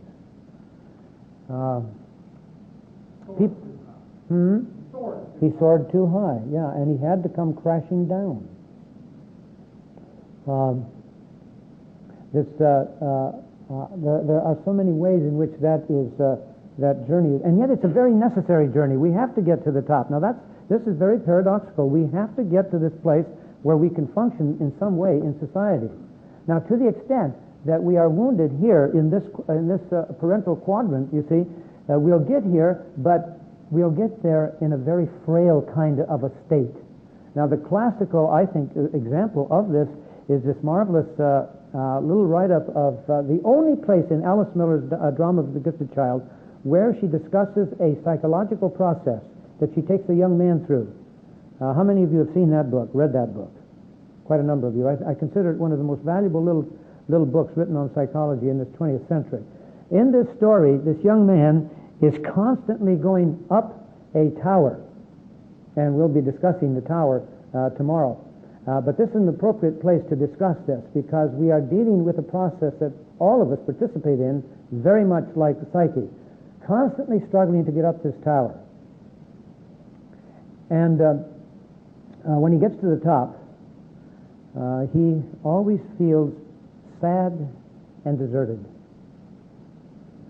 And when he talks about this, the metaphor of this high place and his fighting, he says this is due to, this time in my life was due to the fact that I received this double message from my parents that said, look, you're the one who wants to go to college among all the SIBs, and we're going to support you, but don't forget what we have done to sacrifice for you. And don't come around and show us any of your prowess, or your intellectual prowess, and be the smart one, okay? Because we'll remind you that we're the ones who suffer. Okay? So what does he do? He becomes the perfectionist, and he drives himself and drives himself. In fact, she describes him as a young, compulsive man, and it turns out that he was an artist, probably an INFP. And when he goes into therapy, you see he's constantly having images of this struggle to get to the top, and then finally a magnificent change occurs where in the beginning of the dream, he has the tickets to go up there without having to fight for them, struggle for them, bid for them. He already has the tickets, but the tower has been dismantled. And indeed, there's now a bridge between, incidentally, the tower always had a swampy area near it, and when he gets up to the tower, I forgot to mention too, he always looks down and sees the beloved city. His place, a very artistic and ancient city in I believe it's Australia or a part of Germany, I'm not certain where. And in this second dream, the stuff for the tower is used to build a bridge between the swamp, which is the primordial, you see, creative collective, and the civilized collective, i.e. the city. And there he walks with others and sees things up close. And he begins to realize his common humanity. And that is what happens to Psyche down in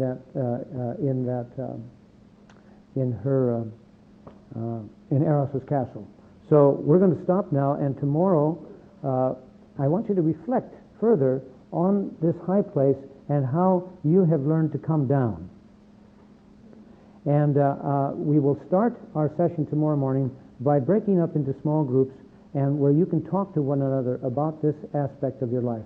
And to what extent and how have you found and have begun to find something of your own ground? Okay? Any questions? You are a wonderful, quiet class. I remember the last time I taught it. The last time I taught this I taught this subject to one of my analysans took it, and she said it was one of the most peaceful classes I've ever experienced. We'll see you tomorrow.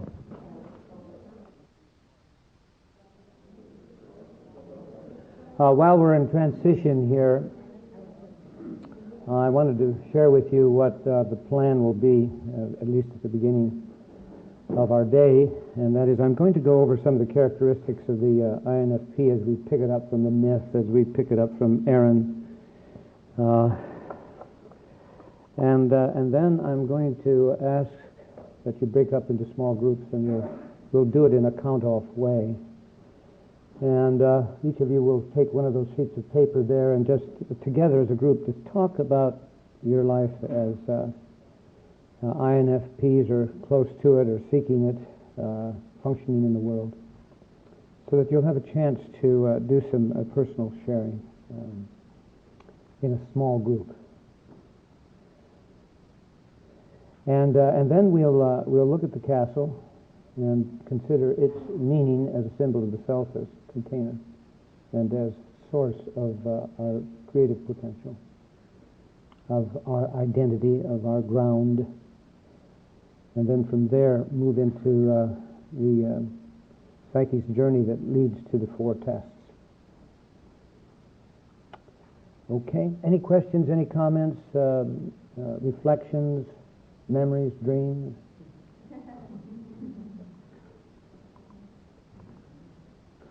Okay. Now, again, you can chime in terms of some of these suggested ideas as to what the INFP characteristics are. And we saw how she was superficially valued as an outer beauty. And so we'll move from that. But in the story itself, that is in the ancient myth, she's described in the text as loving, innocently beguiling with her lover and husband, and always seeking to further human relations. She's described as simple and gentle soul. Eros calls her simple-hearted in her naive trust of her sisters. And Pam, noticing that she immediately tries suicide when Eros leaves her, says of her that she is faint from an excess of love, which is exactly what Elaine Aron says in her chapter on relationships about what she calls highly sensitive people.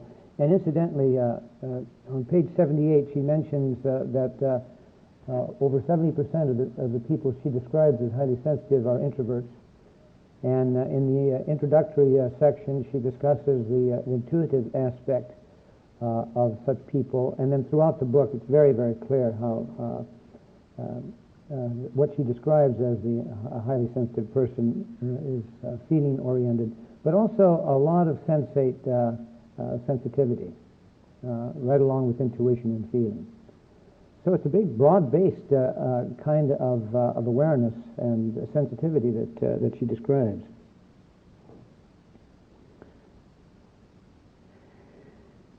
Now, I've noted under the my view of the types as archetypes, and as the Osmond group came up with it, that she is described as oceanic, and this has implications in terms of what intuitive feeling types experience as seamless wholes, since the feeling aspect seeks harmony and intuition embraces wholeness.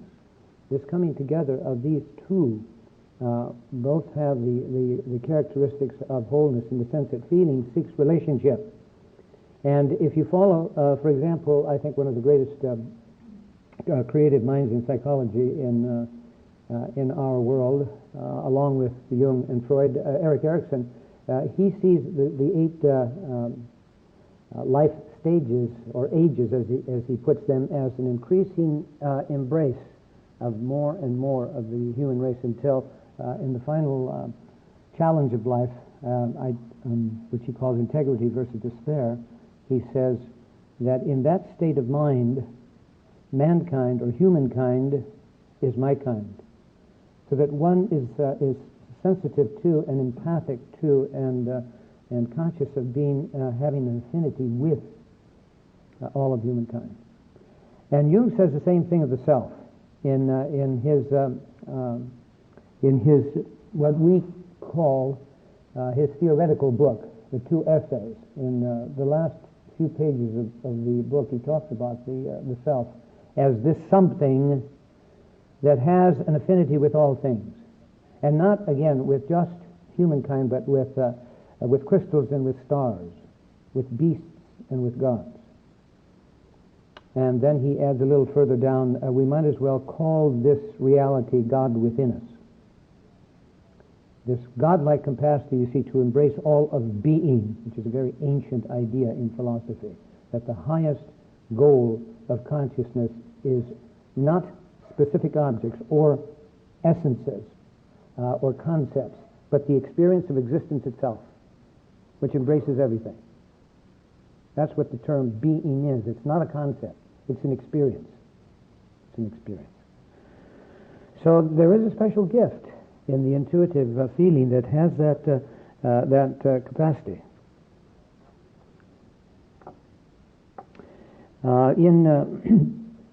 In the Osmond writing, the Oceanics, I may have read this, learn to handle, have I read this?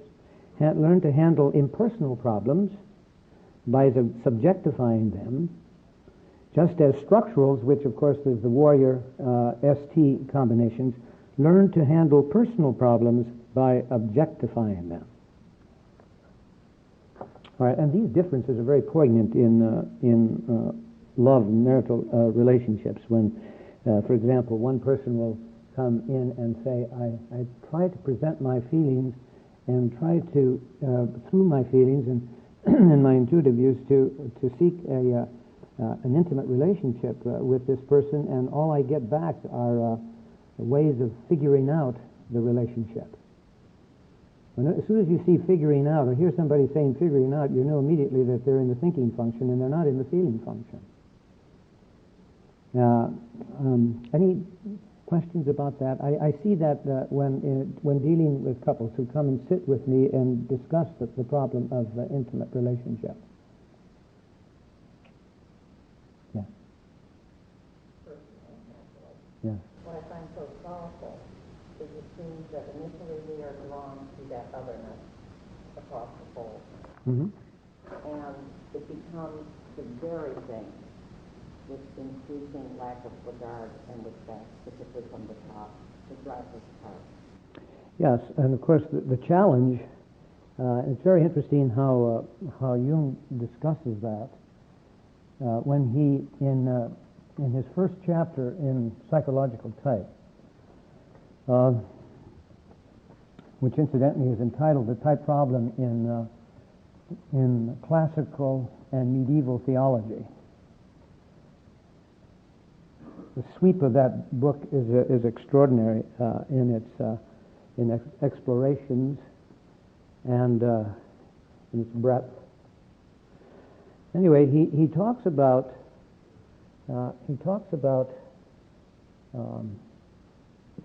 Adler and Freud as presenting to him a polar views, where he says that Adler is classically the introvert. Huh? Remember that? Or have you read that, any of you? And Freud is classically the extrovert. And that as a result, two different theories of psychology emerge from just that realization alone. And he says the reason why they broke up is because neither one of them valued what he called the principle of imagination.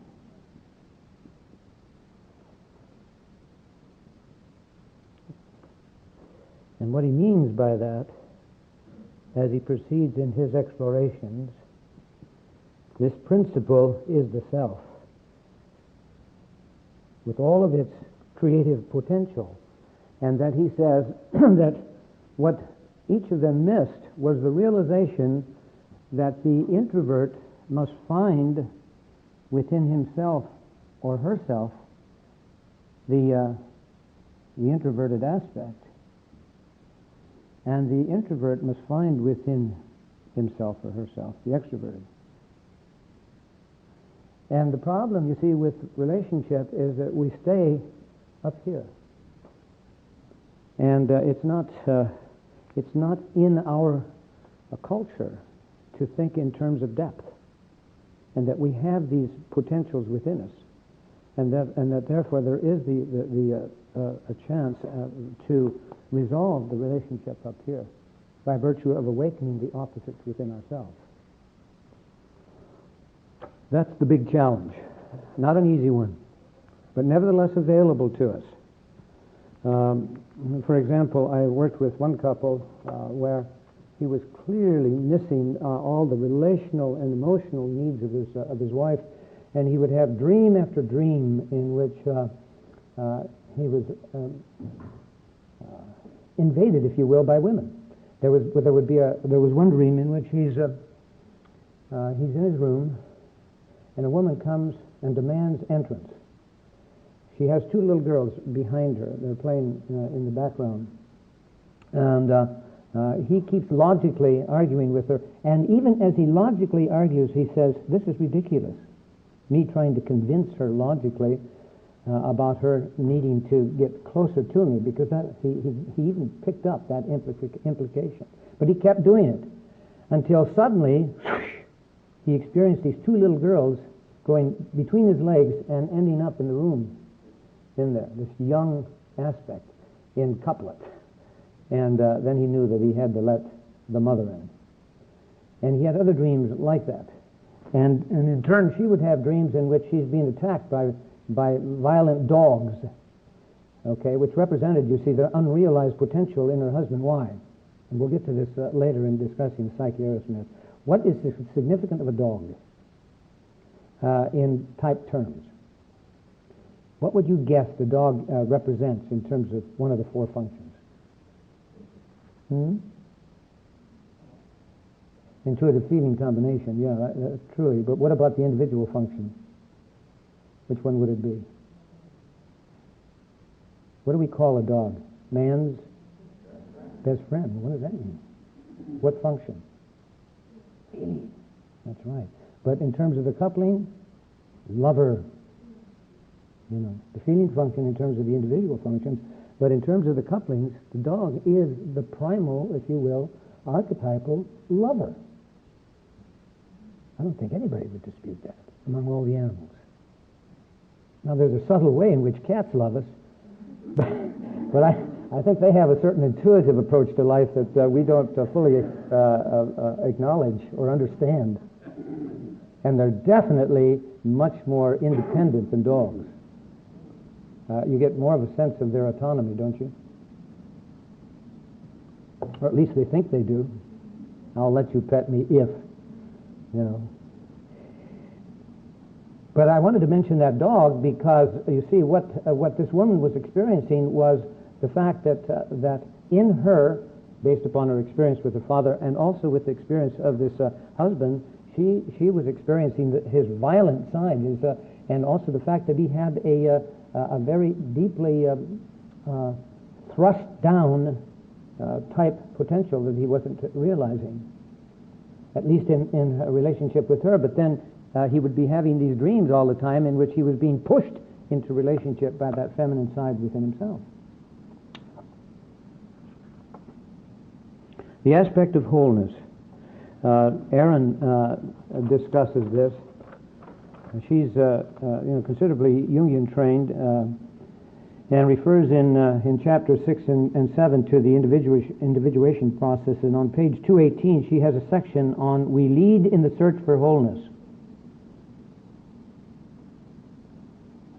Also, for those of you who will do follow-up reading, I recommend, in regards to this, that you read chapter 10 on soul and spirit.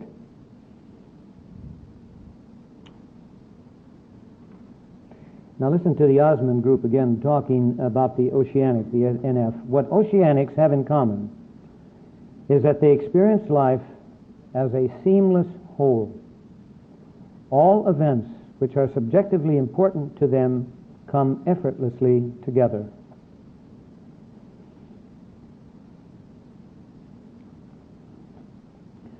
So there's also in the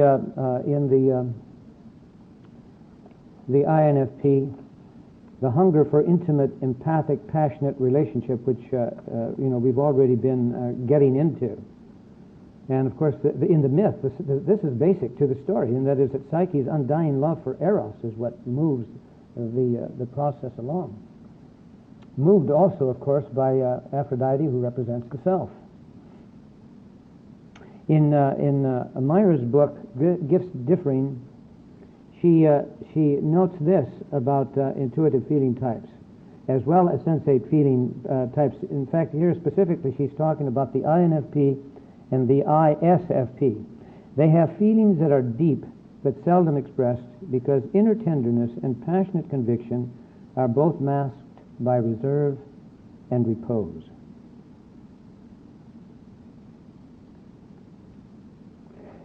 Okay, and we talked last night about Erin and her pointing out how extraordinarily sensitive the highly sensitive person is to a love relationship that begins to fail. She says that I've experienced these people as hit the hardest by a breakup of a love relationship. She discusses that on page 140. And she says that this is a reaction usually to too much introversion. You see, that our challenge is to develop more and more our relationship with the world when we get, however, grounded in introversion. And what she does not develop is how difficult it is for introverted people to value that introversion. And that has to happen first. That has to happen first. Then one can move towards extroversion. And that's why this story is so wonderful, because in going into the castle, that indeed is what happens. And we'll get into the specifics of that. And then she's ready for the challenge to go out into the world, to confront the sisters, and then eventually confront Eros, and then finally confront Aphrodite. Confrontations that are so crucial to our growth. And Erin points out on page 142 that one of the solutions for overcoming this super and hypersensitivity is to move out into the world. But always, you see, and this is not made clear by her, by first valuing your ground so that you move into the world in an INFP way.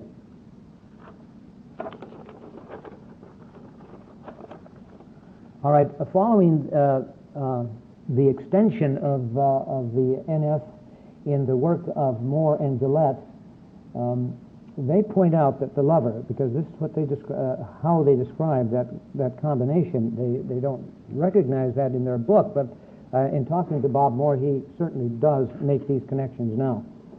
The lover has an aesthetic consciousness. This is another very important aspect of INFPs, and therefore, and thereby, experience all of life as art.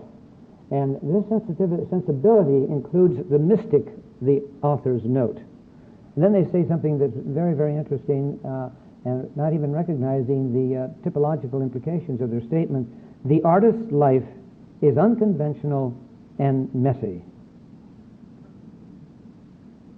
How many of you have messy desks?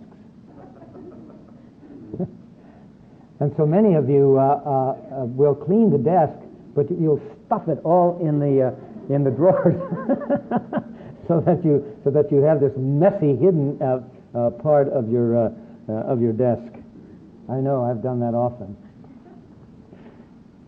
We have an enormous hunger as intuitives, you see, to see always the possibility in everything.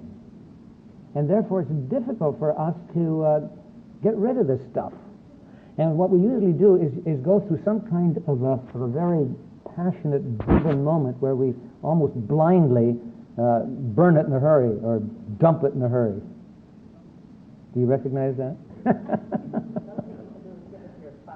Oh, give it to your spouse. Well, because he or she has the capacity to do that. All right. Yes. Okay. Another aspect, according to Moore, and certainly clear in our story, in our myth, the lover has suffered considerably at the hands of the three other archetypes. And that seems to be particularly pointing to the shadowy aspects of both the warrior and the king in our culture.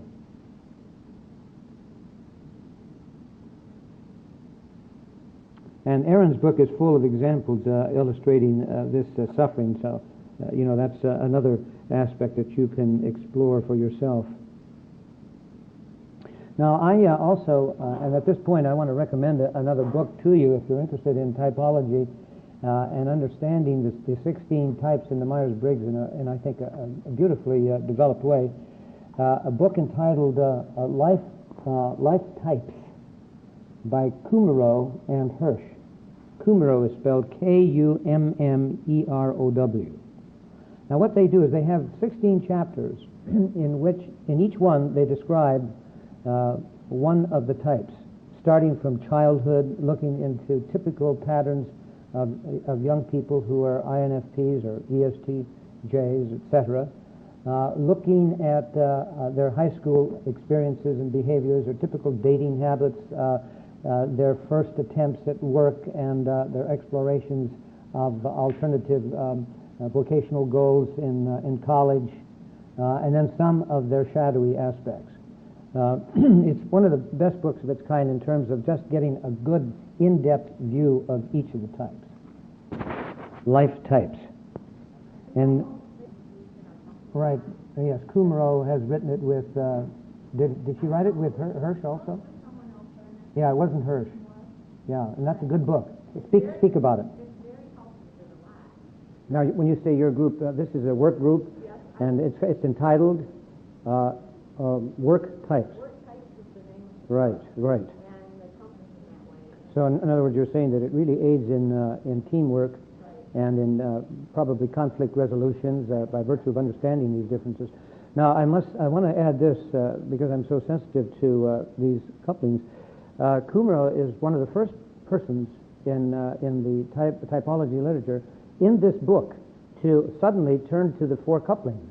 I don't know if you noticed that or not.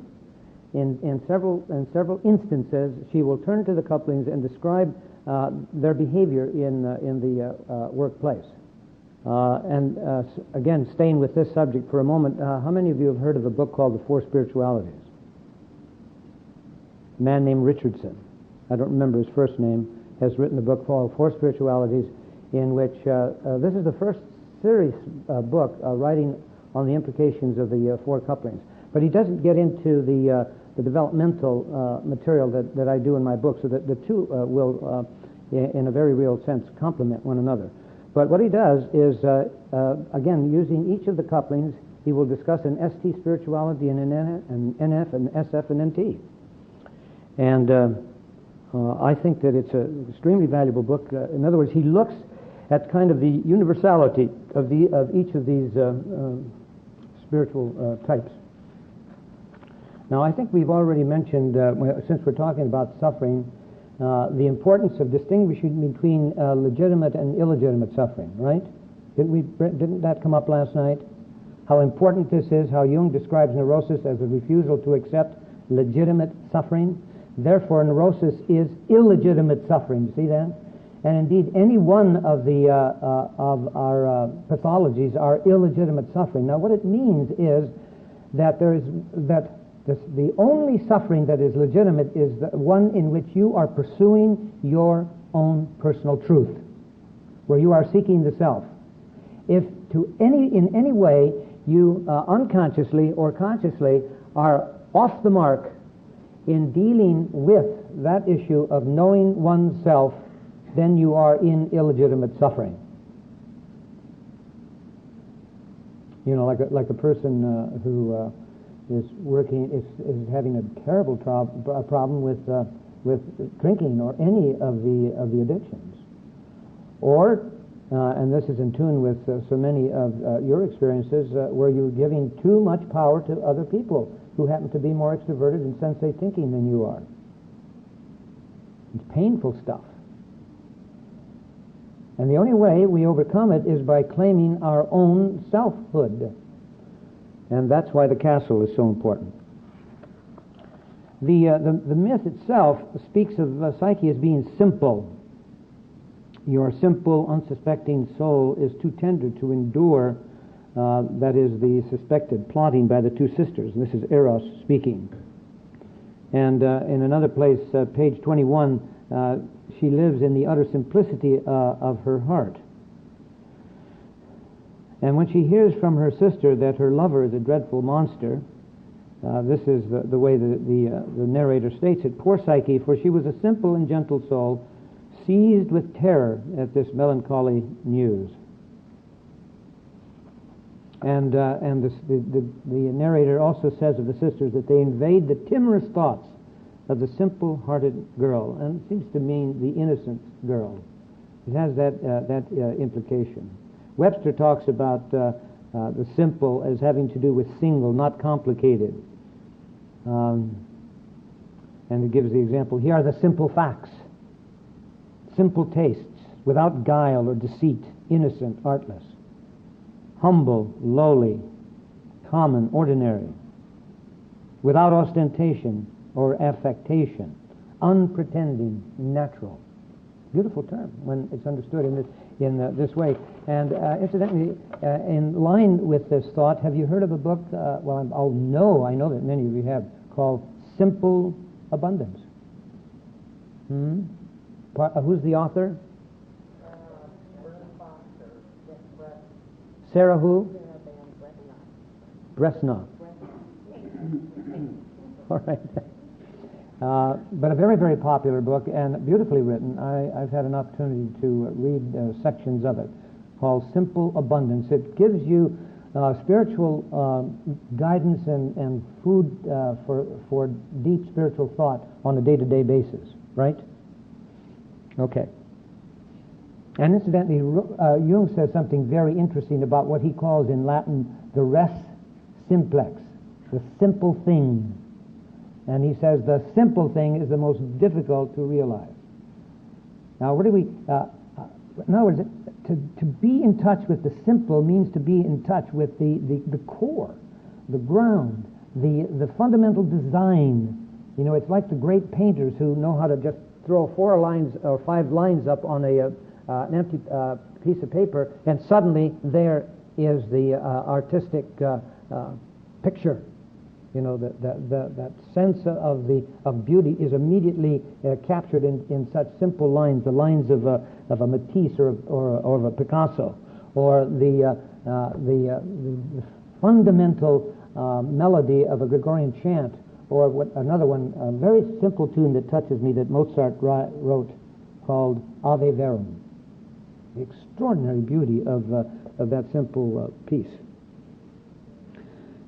The INFP, the highly sensitive person, according to Aaron, is also shy. And on page 92, she discusses both the positive and negative aspects. The positive, for example, discreet, self-controlled, thoughtful, and sensitive. And for her, the negatives of the shy aspect is being anxious, awkward, fearful, inhibited, timid. And then she speaks of the highly sensitive person as being into high arousals. I was talking to an INFP the other day, a person who felt a sudden criticism from a friend of his that he immediately sensed as unfair. And, you know, he said, I suffered with that felt sense for 3 or 4 days. He couldn't get rid of it. Couldn't get rid of it.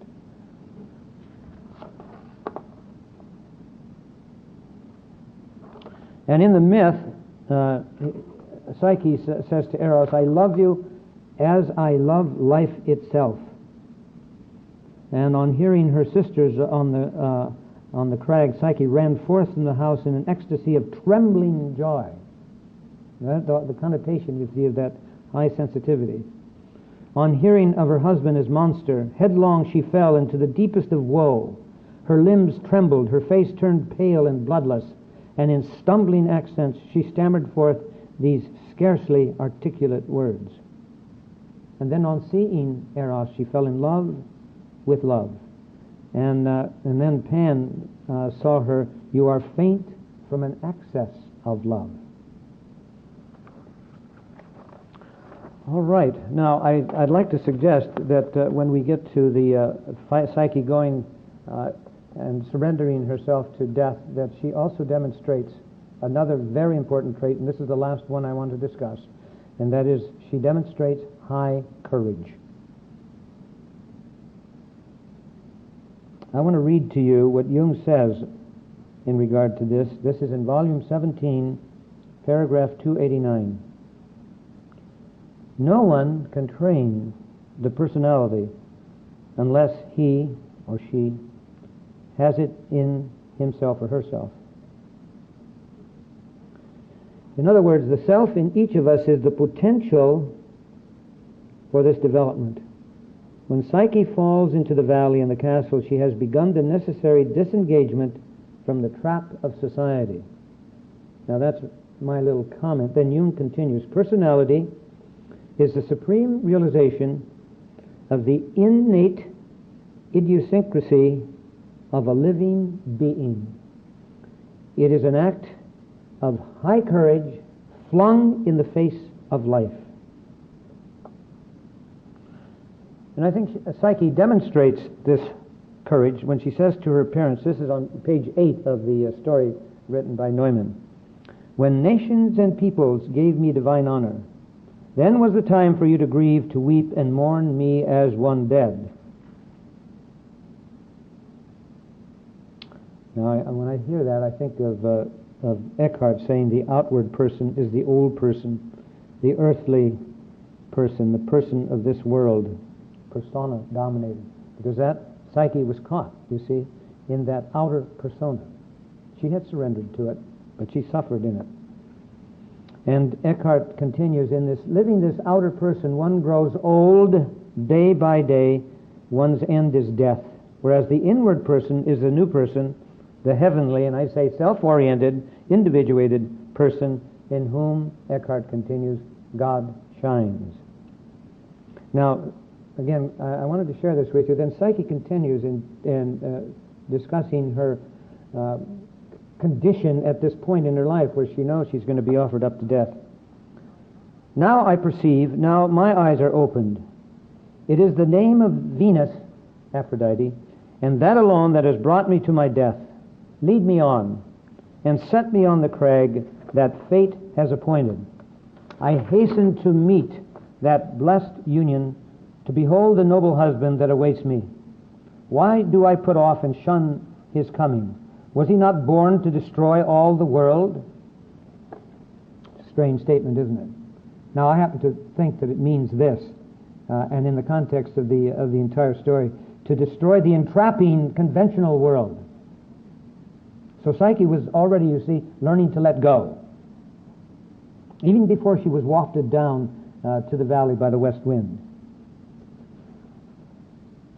I want to read it just a little bit further here. Jung adds more discernment here. Again, Collected Work 17, paragraph 294. For the development of personality from the germ state to full consciousness is at once a charism and a curse, because its first fruit is the conscious and unavoidable segregation of the single individual from the undifferentiated and unconscious herd. Yes, I will. For the development of personality from the germ state to full consciousness is at once a charisma and a curse, because its first fruit is the conscious and unavoidable segregation of the single individual from the undifferentiated and unconscious herd. And he continues, this means isolation. And there is no position can save him from this fate, nor yet the most successful adaptation to his environment. The development of personality is a favor that must be paid for dearly. It also means fidelity to the law of one's own being. Now, I just want to point out to you that, again, this is an article entitled Development of Personality in Volume 17, and I want to recommend it to you. It's one of those funny little articles that I think is one of the most deeply written articles in all of Jung's literature. And it's there where he discusses vocation, the importance of surrendering to and listening to one's inner voice. And you can pursue that. All right. Now, the article is entitled the Development of Personality. It's in Volume 17, which is also entitled The Development of Personality. It's a great article. It precedes also Alice Miller's book, The Drama of the Gifted, The Drama of the Gifted Child, by 40 years. What is contained in that article has the essential kernels that is found in the drama of the gifted child. Okay, it's time for you folks to talk to one another. So what we'll do is break up into 6 groups, and 2 of the groups will have an additional person. All right, now let's do it this way. Let's start here and work around in a circle here, so you're kind of spread out, okay? And form your little circles. Of course, after you folks talk to one another. Sorry. And what I simply want you to do, I want you, one of you from each group to come up and take a piece of paper. Well, no, sit down and I'll bring the paper. You're receiving a handout, 6th session, it says, C.S. Lewis's Till We Have Faces. That's from a course that I gave. And what I've done here in these pages is I came up with a very, very quick summary of the book, okay, on Till We Have Faces. I doubt if we're going to have much time to do anything with it. Now let me get oriented here, because we need to get into the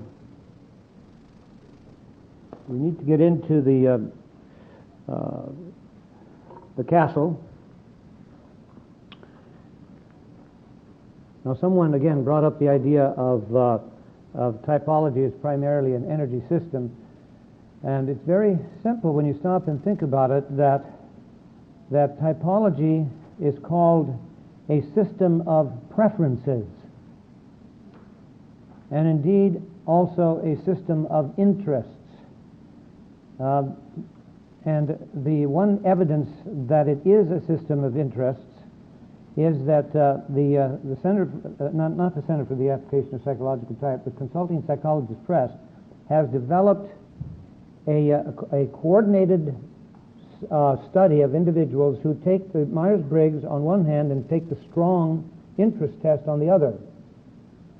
And you can take that combined test from the Consulting Psychologist Press that bridges, you see, typology into areas of work. After all, when you look at the history of typology, you find that the greatest work that was initially done by Isabel was made possible through her father, who, when she was a young person and into the 40s and 50s, the father had been selected by Franklin D. Roosevelt to be the head of standards in Washington, D.C. And so he had access to medical centers, so that Isabel began her research with the doctors and nurses. And again, interest, you see, has everything to do with energy. Interest is like the gas that we need to move a car, the energy to move a car. We're not going to be energized by type attitudes and structures that are not attuned to our own makeup structurally. But it's the energy stated in terms of preferences and interests that move us. So that interest envelops, as it were, the structures. It's not the other way around, but it's too easy in our culture, where structure is overvalued, to treat the types too readily as classifications and therefore as structures. And Jung complained about that to a young person who wrote him about his research right up until about a year before he died. So does that answer a question about typology as an energy system? Now, if you think, yes. Right, as indeed are all of the alternative medicines. For example, homeopathy is an energy system. So is acupuncture, based upon the whole concept of the play of yin and yang. And so you see, and in fact, one area in which that is helping me to understand the archetypal nature of the types is, well, I'll put it right in here.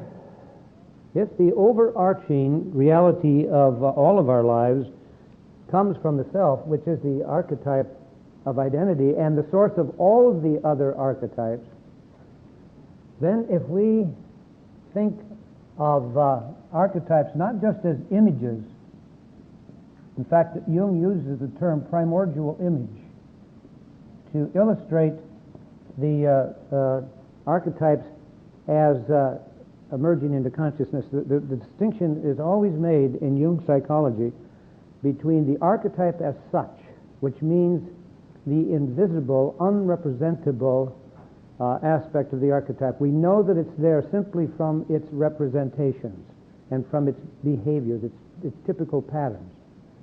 So an archetypal, when we talk about archetypes, as a rule, we're simply talking about their representations. Does that make any sense?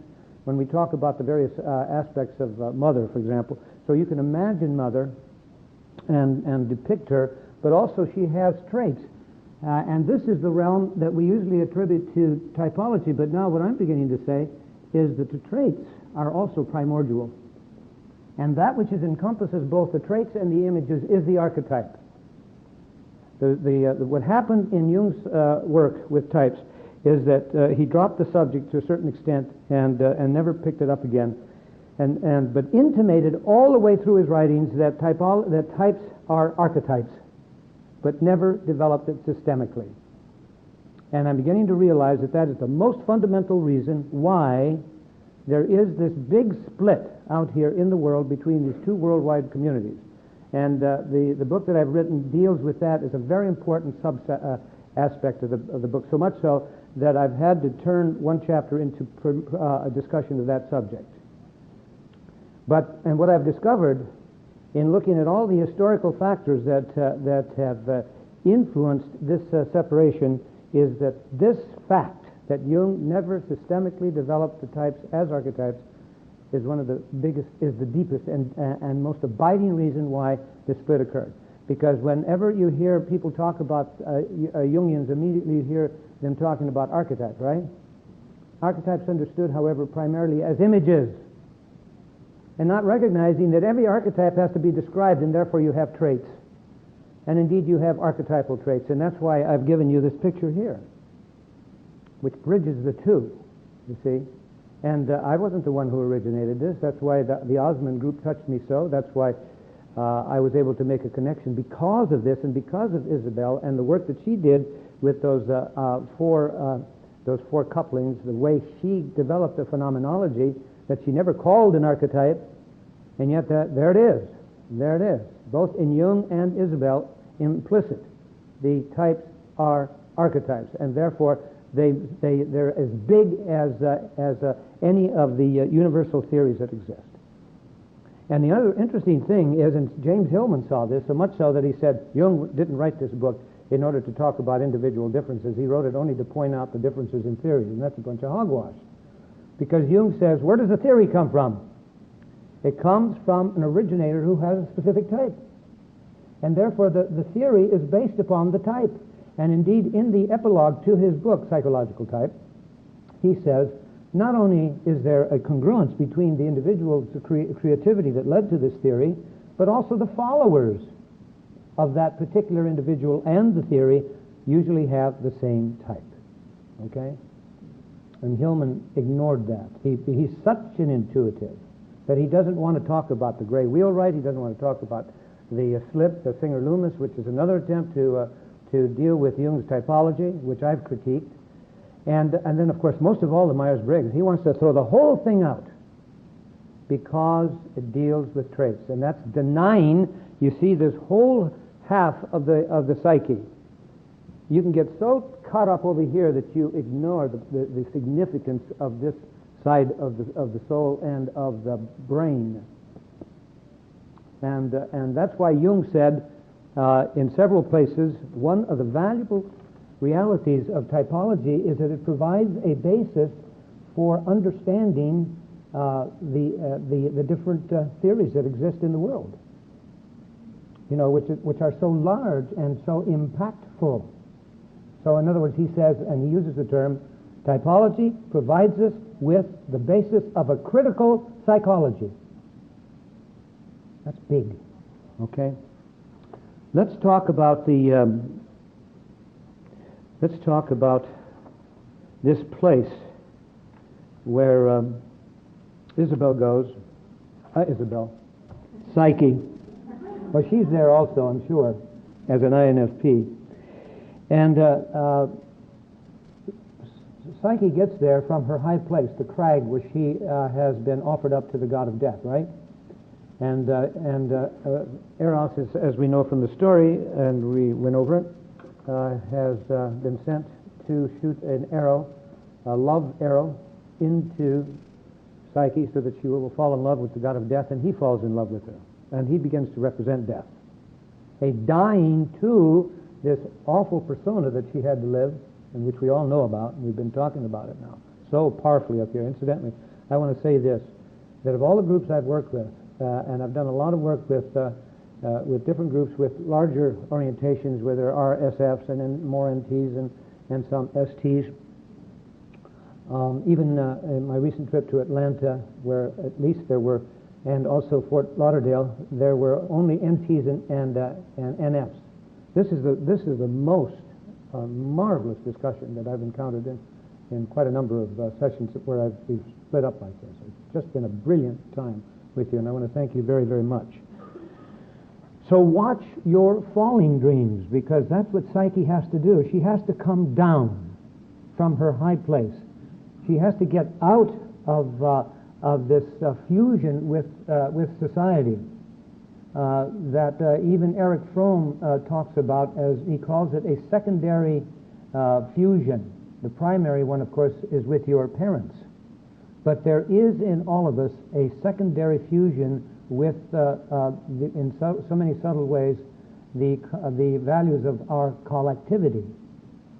And so this coming down from that high place for many of us means a horrible fall, a horrible crash, a midlife crisis, no matter what our age is. Now I want to say this. Matthew Fox, for example, had a midlife crisis at age 14. Why? Because he developed infantile paralysis, and for 6 months he had no idea whether he would walk again. His father at the time was the assistant coach in football, University of Wisconsin, and his brothers were all into football, and so was Matt. But when that happened to him, all of these powerful aspects of his INFP makeup emerged, and he let go of all of those ambitions. In fact, his back was affected for the rest of his life. He wears a powerful strap now to hold up his back. But those 6 months when he was paralyzed changed his life. He hit bottom. And he found his creative source. But it was only when he went to the École Catholique in Paris and heard Father Chenu, who was one of the great periti, or experts at Vatican II, say, in the entire Judeo-Christian tradition, there are two traditions that stand side by side: fall redemption, i.e. original sin, and creation-centered spirituality. When he heard that, he felt chills throughout his entire body and knew his vocation. So let me share with you a dream that illustrates the same kind of a fall where Psyche, you see, is carried down, wafted down by the west wind. This person, an INFP, but pushed by life, and particularly a very, very sad familial situation with a very powerful mother and a very weak, drunken father. Okay, the mother was powerful, very, very powerful, so much so that when he was a 60-year-old man and was in love with a woman in a way he'd never been in love before, he had a dream where he's with her and they're going to a very playful place, and suddenly mother shows up as tall as that door, looking down on him and saying, "Why aren't you taking care of your drunken father?" And then she disappears, and he's so enraged that he begins to break the door down with his fist because of the kind of message, you see, that he had received all of his life, where she was absolutely and totally in control. Well, in this dream, the healing process begins, where he falls from a high cliff, and he's comfortable with the fall. He's held up by, he says, the moisture in the air, and he lands in a very soft place, and there he's suddenly in a coffin. But there's a slit, so that he can see out to his left and to his right, but to his left he sees the sensual leg of a woman who turns out to be a powerful God figure. And for the first time in his life, he says, I immediately felt that this woman was not only sensual, but also spiritual. And that was the first time I ever felt that. Now, he was a married man with 2 kids, separated from his wife, and every woman he went with was a conquest. You see, he had learned to be a warrior in love and in work. And this was the beginning of his transformation. But it took him months to begin to work with that goddess figure. And one of the great moments came when he was reviewing a time when he was an 8-year-old. He knew that his mother was carrying a child, and it was devastated that she was going to give birth to a second child, because he was desperately trying, you see, to establish a relationship with his mother. Already had a hate-love relationship with her. And he began to act out, stealing stuff, anything to get attention. And that summer, they brought him out to this farm without telling him what they were going to do, and they left him there. And for the first time, for 2 months, he was separated from his family. And he was an absolutely miserable little boy. The older people were teasing him about sexual things. Fortunately, they gave him a rabbit to raise. And when the parents came back and visited once and then came back to bring him home after 2 months, they were drunk, and so was the couple with them. They took the rabbit, put it in a box, and tied it to the side of the of one of the, you know, the cars that they had these, what do they call them alongside? Running board. They tied it to the running board, and at a certain point, the box fell off with the rabbit, and they would not stop. They would not stop. The only emotional connection that he had was with this marvelous little creature whom he helped to raise like a child. And when he was describing this again, I said to him, Ed, wouldn't this be a moment, in this moment, could you allow yourself to fall into the arms of the goddess? And at that point, he began to weep absolutely uncontrollably from his gut. The place of the child, folks. The place of the child. And he wept for at least 15 or 20 minutes.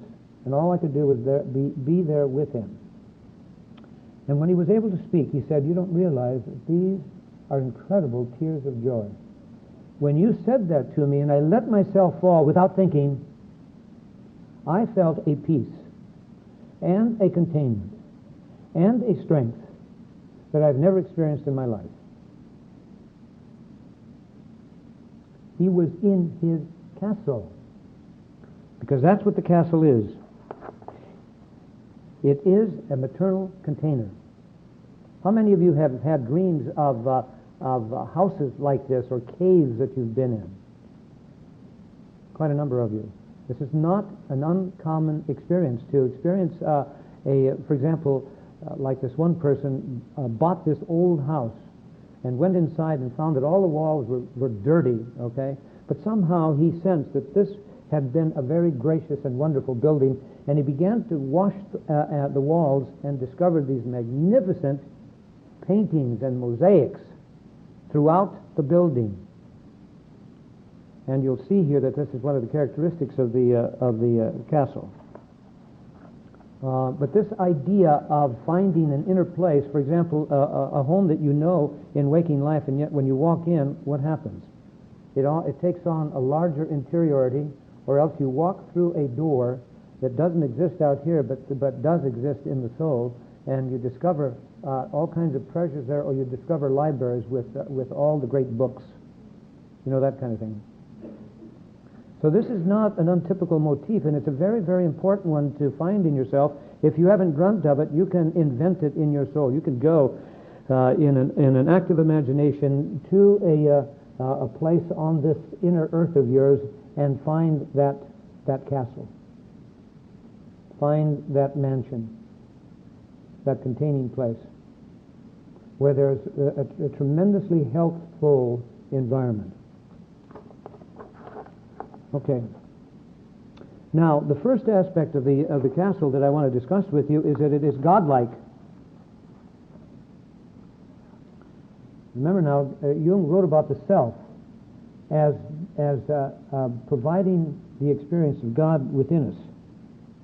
Then he adds, the beginning of our whole psychic life seems to be inextricably rooted in this point, and all of our highest ultimate purposes seem to be striving towards it. Now, this is in Collected Works 7. This is in his 2 essays, paragraph 399. Jung posits this aspect of the divine not because he is a woolly-headed mystic, as some critics have held, but because the unconscious is a mysterious and chaotic cosmos that nevertheless has a hidden order, as indeed does the entire universe. In paragraph 405, Jung writes, without this postulate, i.e., the self, I could give no adequate formulation of the psychic processes that occur empirically, which includes, of course, all of the types, in their play in the circle and in their oppositional polar aspects, which of course means always that the opposites attract.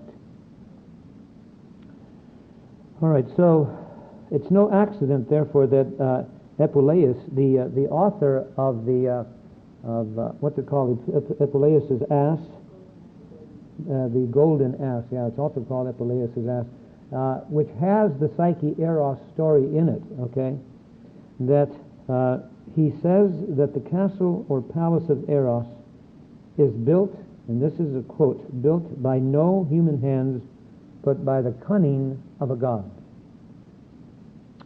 That is a description of the self. The self is a sacred reality. It is our Eden, and we have never lost it. Never lost it. The self is untouched by human hands. That is, it has its own autonomy that nothing historical can destroy. And indeed we say this theologically of the soul. Now, in my studies in theology, one thing we were always made cognizant of, and that is if there's a devil in the universe as a separate entity, and I don't know if there is, I know that there's a hell of a lot of devils inside of us. If there is indeed these negative influences, they cannot touch the essence of the self. They can touch the imagination, the representations of the self. And besides, they're always serving a purpose. If you have a devil archetype in one of your dreams, value it, just as Job valued his work with the Satan aspect in God. There's no other way of understanding that book. And the fact that indeed Satan becomes a mentor. Incidentally, how many of you have read Goethe's Faust? Have any of you? I was amazed to discover that it is a rendition, another rendition of the book of Job. Remember, it begins with a discussion between the Mephistopheles and the Lord. And the same dialogue that begins the book of Job occurs. Now, instead of Job being struck down with the loss of his family and and all of his property and his health, what happens to Faust, who is the Job, if you will, of that story? Faust is visited by Mephistopheles and sells his soul, which really means that he makes a commitment to grow under God's tutelage. Because the interesting thing about Mephistopheles is that he becomes a mentor. At a crucial point, he gives him the key that enables him to bring the ideal God, the ideal image of the male and the ideal image of the female up from the Hellenistic hell, which Mephistopheles says, I'm a Christian devil. I can't go down in that pagan one, so I will let Faust go, you see? And what happens to Faust? Instead of being just an intellectual, now he becomes an artist. He becomes an artist. He was probably an INFP. Wouldn't surprise me. It's a marvelous story. And Jung drew a lot of his ideas, you see, on the unconscious and the unconscious process from the book of Job, from Faust. And it's not an accident that he wrote Answer to Job, the one book that he says, if I were ordered to change every one of my books except one, this is the one I would not change.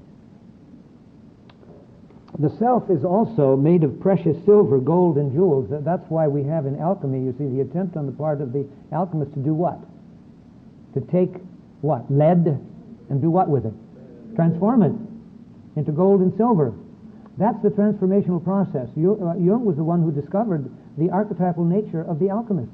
Well, he was one of them, at any rate, and probably the one who broke the language. You know, who broke through this unknown language and was able to reinterpret it as a process of individuation. It's really quite an extraordinary part of his work in the understanding of culture.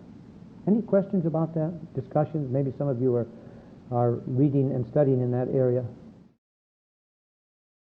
You know, at one point he says that the last of the alchemical traditions is homeopathy.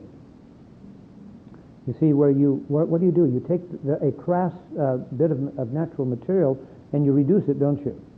Reduce it and reduce it and reduce it down to its very, very essence. And the more reduction that you do, the more spiritual it becomes. The more potent. In fact, they speak of the potency of homeopathy. How did I say it? Homeopathy. All right. Now, here's an interesting point. He was very humble. Because Jung's typology is homeopathic. Now, what do I mean by that? The principle of homeopathy is that if you have a yin disease, what do?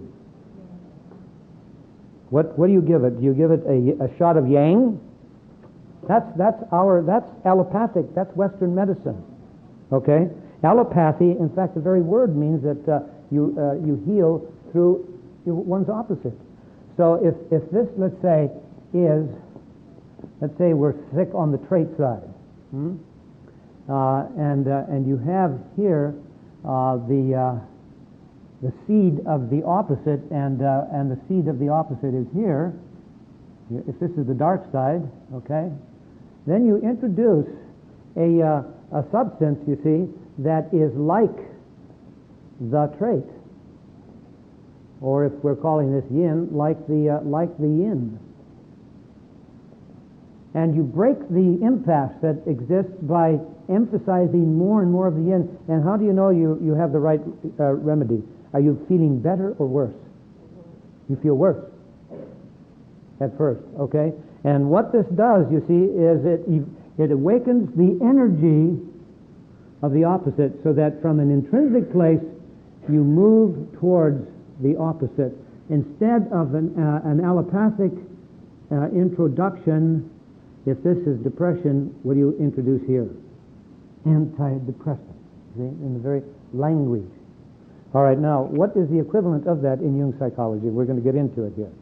It is that if you are attacked by some fearful figure, what is your challenge? You get it? Okay, so what do we do if you're being attacked and you're constantly running? You stop and you face. That's one of the most important principles. Now, you have to respect your enemy, so-called enemy. But at the same time, you have to respect also your autonomy, represented by the dream ego. Here's an example. A person who came to me, 42 years old, priest, falling in love, all of his life dedicated to his father's standards and the fathers of the seminary. And he's confused and worried sick. You know, how can I function out in the outer world? I've been taken care of by this very safe location that I have. Everything is paid for, etc. He has a series of dreams over quite a period of time where he's constantly being chased by a male figure, over and over again. I finally said to him, Steve, my God, you've got to turn around and face this person, either in a dream or an active imagination.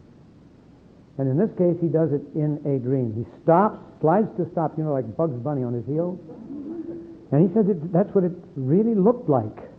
He turned and faced this guy, and he slid to a stop, fell backwards, and turned into a pregnant woman, wherein he encountered for the first time that which had been totally repressed by his environment, you see, in the seminary, and by his very, very powerful Irish father.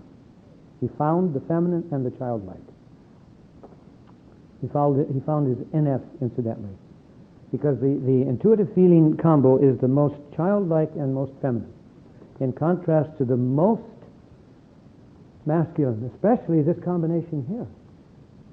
These are all highly differentiated aspects, in contrast to the most undifferentiated when you throw all four of them together. Okay, that's very, very important to see that aspect. So that's why it's so interesting to see that this is our dominant culture, and this is our common culture in the deepest sense of the word. And just as in the I Ching, I don't know how many of you know the I Ching. How many of you do? You know what the first two hexagrams are? The first hexagram is heaven, made up of all what? Masculine yang lines. And the second one is made up of all feminine yin lines, and all the other, 62 hexagrams are a combination of the two. Let me suggest to you that in typology, these two are equivalent to hexagram 1 and 2. This is the most masculine, this is the most heavenly, if you will, and this is the most earthy. The most earthy. And all the other types are a combination of these two. Okay? All right, so now any questions about this business of the homeopathic quality of Jung's typology, Jung's system, entire system, because this is crucial in terms of what's going on here. Let's talk further, though, about the self as the fundamental source of knowledge and wisdom, often symbolized by a sacred light, by numinous experiences, sacred experiences. The numen, says Webster, means a presiding spirit, a divinity. In Jung, the numinous is associated by an inner luminosity, a shining light, as it were, from within. And Jung says of the self that it can evoke holy dread or deep feelings of awe and wonder. This is in Collected Works 11, paragraph 222. Jung also speaks of the light in the unconscious as scintillas, as sparks of light. Collected Works 9.1, paragraph 288. All right, what do we have in our tale? What does it say? Page 10 of the tale. The palace walls were built of gold ingots and shone with peculiar splendor, making a daylight of their own within the house, even though the sun should withhold its beams. The self is often depicted in story and dream as a source of infinite treasures. So in the tale, Psyche beheld a lofty chamber piled high with countless treasure. Nothing may be found in all the world that was not there. And a voice says, all is yours. Which of course is true of the self. And we're constantly getting this message. All is yours in your INFP place. No matter what our typology is, in fact, I hold that in the second stage of life, just as in the first stage, we are challenged to realize an ESTJ capacity to function in the world. In the second stage of life, we're challenged to realize an INFP. So as we move into this second cultural phase, which I hope we're moving into, there's going to be an increasing challenge to these ESTJs to find a bit of who we are as INFPs. The palace, the self, is also the place of creativity. The INFP is the creative artist in all of us, no matter what our conscious typology is. So, what do we find in the tale that indicates this creativity? For one thing, you have to treat this stuff as metaphor. When she wants food, it's wafted to her. She has the culinary art. That's the translation, metaphorically.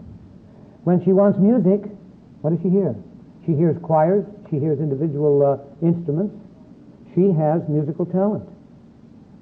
And not only that, she sees all the images of the world on the floors and on the walls. She sees, this is page 11, images on the walls and floor of every kind of wild beasts and creatures of the field. The pavement was patterned with images of many kinds. Every dream is an expression of this place inside of us. Why? Because a dream is the primordial creative process in every human being, and it goes on in everyone. We know that. We know that now from dream research, that everyone dreams.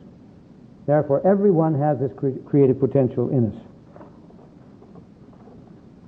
And of course, the palace becomes the place of Psyche's monumental love tryst with her inner lover, Eros.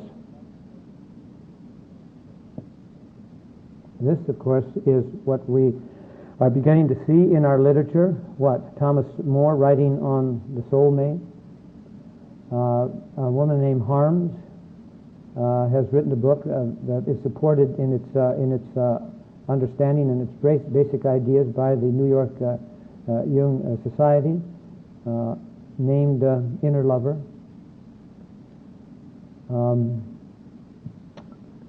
Who wrote The Wounded Woman? Oh my heaven! Who wrote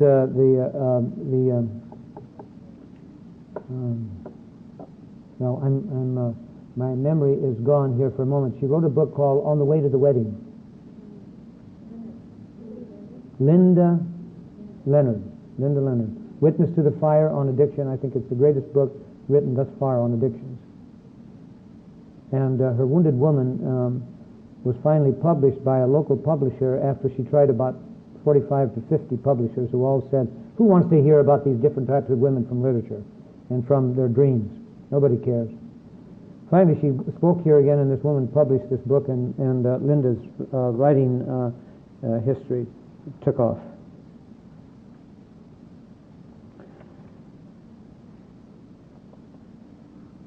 Any further comments? Any comments from you about the castle? This is the place where Psyche lives, as the tale itself tells us, for a long time. In other words, she began to live in her introverted, intuitive feeling place, consciously. She always knew that there was a place for her, just as you and I have had this uneasy feeling that there is a place for us outside of our established culture. Where do you find a movie that really addresses this issue in quite a remarkable way? The True Man story. The True Man show. Truman. True man. True human. Yes. And where he slowly but surely, he first lives this outer, extroverted, he's the perfectly adapted individual, isn't he, when the story begins.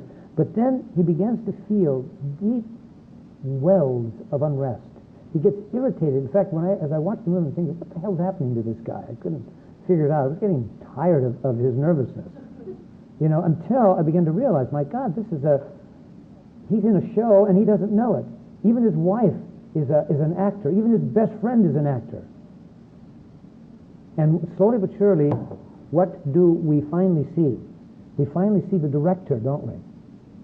Who's manipulating that last storm. We've got another Job story here, folks.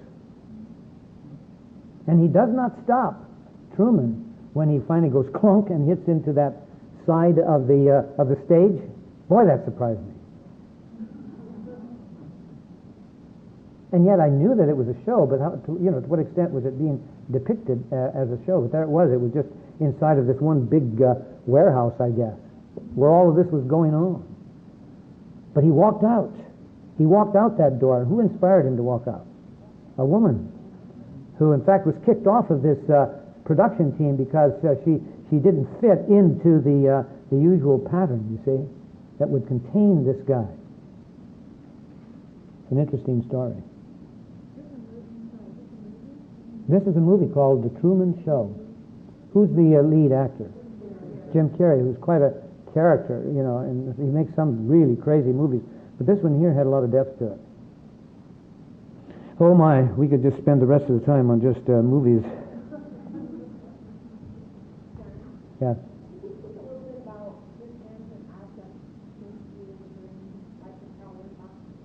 The tower? We're going to get to that tower.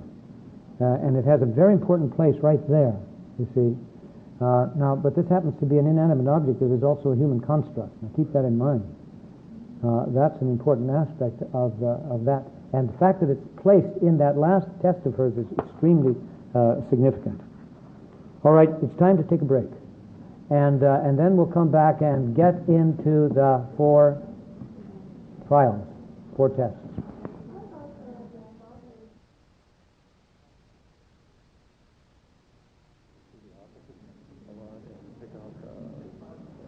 A very interesting idea came up, folks. It's a suggestion that INFPs have a particular capacity to perceive the humor in situations. And, I'm not too certain about that, and yet when I reflected here with this gentleman, it dawned on me that who are the humorists in our culture? Are they members of the dominant Anglo culture, or are they, as a rule, the minority people? Mainly minority, aren't they? Sure. The marvelous Jewish comedians and Irish comedians and black comedians. It's very, very interesting. And since the INFP is a typological minority, that seems to be a pretty good connection. Oh boy. Make a note of that, folks. All right. Now, one of the interesting things that happens after Psyche lives for a long time in the castle is that she wants to see her sisters.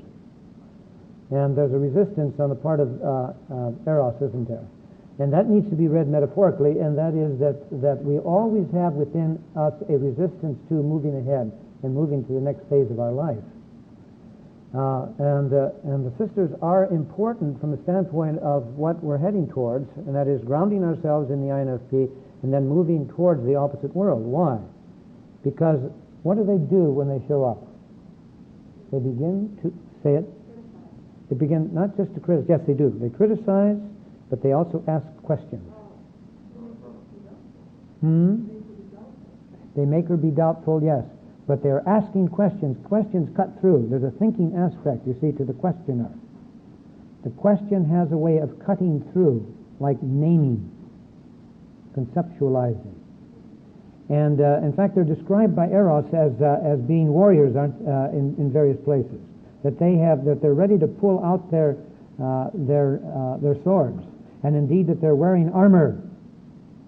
And he calls them all kinds of names because Eros himself is an ESTJ. He's a warrior. He's the one who knows how to use the bow and arrow. And he's not just a Cupid. Watch out for that. He's a very tough, aggressive, young god. And when you read carefully the entire myth of Psyche and Eros, you'll see how Zeus speaks of him. He was a very powerful god, a warrior. So a warrior knows a warrior. And he was seeing through those sisters, huh? And what do they hand Psyche when they suggest to him? In fact, they're also very differentiating. They hear Psyche tell different stories about this missing lover and husband. She first says that he's a young person who's out on a hunt. And then when they show up again, she forgets about what she had called him the first time, and then she describes him as an older man who's out in some other country doing business. So there is a kind of a growing, you see, implied here in the person of Eros himself. Because Eros does grow in all of this process. Because he loves Psyche, and as we will see, he becomes, along with his mother, very much a helper. All right, now one of the interesting aspects of what Neumann says of the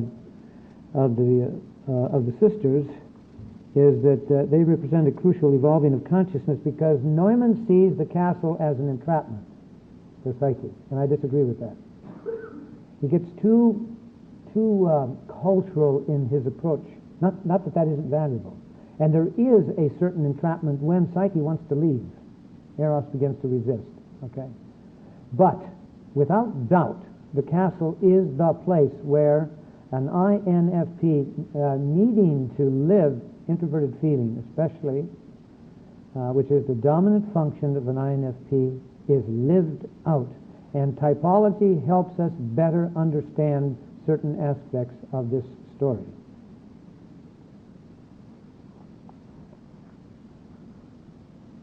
Any questions about that? So in my view, the castle becomes a true place of freedom for her. For here she realizes her own selfhood. She lives in the self. As we have seen, the images of the self so beautifully illustrated. It is not an idyllic escape. Now, at one point, Psyche calls it a luxurious prison when she begins to demand from Eros that he see his sisters. I grant that.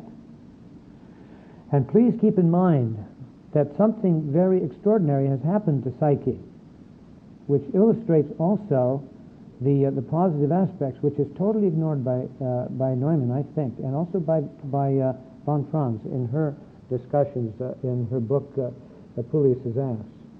And that is that this young woman is pregnant. She has new life emerging in her. A symbol of transformation. This is the metaphorical meaning of this. So Yes, there is an attempt on her part to escape from the patriarchy, but also in its typological understanding as an INFP person, she is seeking selfhood in the face of a dominant ESTJ patriarchy, and this gives deeper substance to the myth. Now the sisters also represent, you see, their jealousy is also representative of some of what we have to do in encountering our familial histories. To what extent is jealousy or envy, if you will, a very serious problem in childhood? Not just between sibs, but also between parents and child. That indeed can often arise. Does that make any sense to you? Especially if you, as a youngster, are different than. So it's not even, at times it's not even envy, it's simply ignorance of who you are as a different typological person. It's a very real aspect there, yes. Yes, that's true, but she really struggles with that business of jealousy. It's a very ambivalent kind of a moment where C.S. Lewis develops this. Incidentally, have you seen what the handout? Yeah, that I've given to you because, again, we may not be able to spend any time with it, but I wanted you to have that. Now, what we're getting into with the sisters is extroverted thinking, folks. They are really pulling her out into the world. They're challenging her to question, who is this guy you're living with? You know, and finally they suggest that he's a monster, right? They name him a great snake, a serpent. And incidentally, I need to. So if we're dealing with the thinking function, we're dealing with the inferior function, aren't we? Extroverted thinking is the inferior function of an introverted feeling dominant person. Okay? I want to show you something that's in that 1925 book that has the seminar, the 1925 seminar that I've talked about, okay? Where Jung, I think it's something like page 90 or something like that, where he finally shows us his typology. It's very, very interesting. Here it is. Creates it in this form. And over here, he says, dominant, irrational, and he assumes function, intuition. Now he actually shows that he's a dominant intuitive type. Then he shows Elijah up here. One of the characters he encounters in his inner work, and he calls this the thinking. And Elijah is the one who says to him, why don't you start paying attention to your intuition? And then so this is the first auxiliary. And this, of course, is his dominant NT combination. And here is the feeling function symbolized by the blind Salome. Isn't she the one who had the head of John the Baptist cut off? So she's a pretty dangerous lady, and yet she also teaches him a lot about relationship. But she's blind, and some of our best commentators point out, some of the commentators say this is one reason why Jung got caught in his relationships with other women other than his wife, which indeed he did.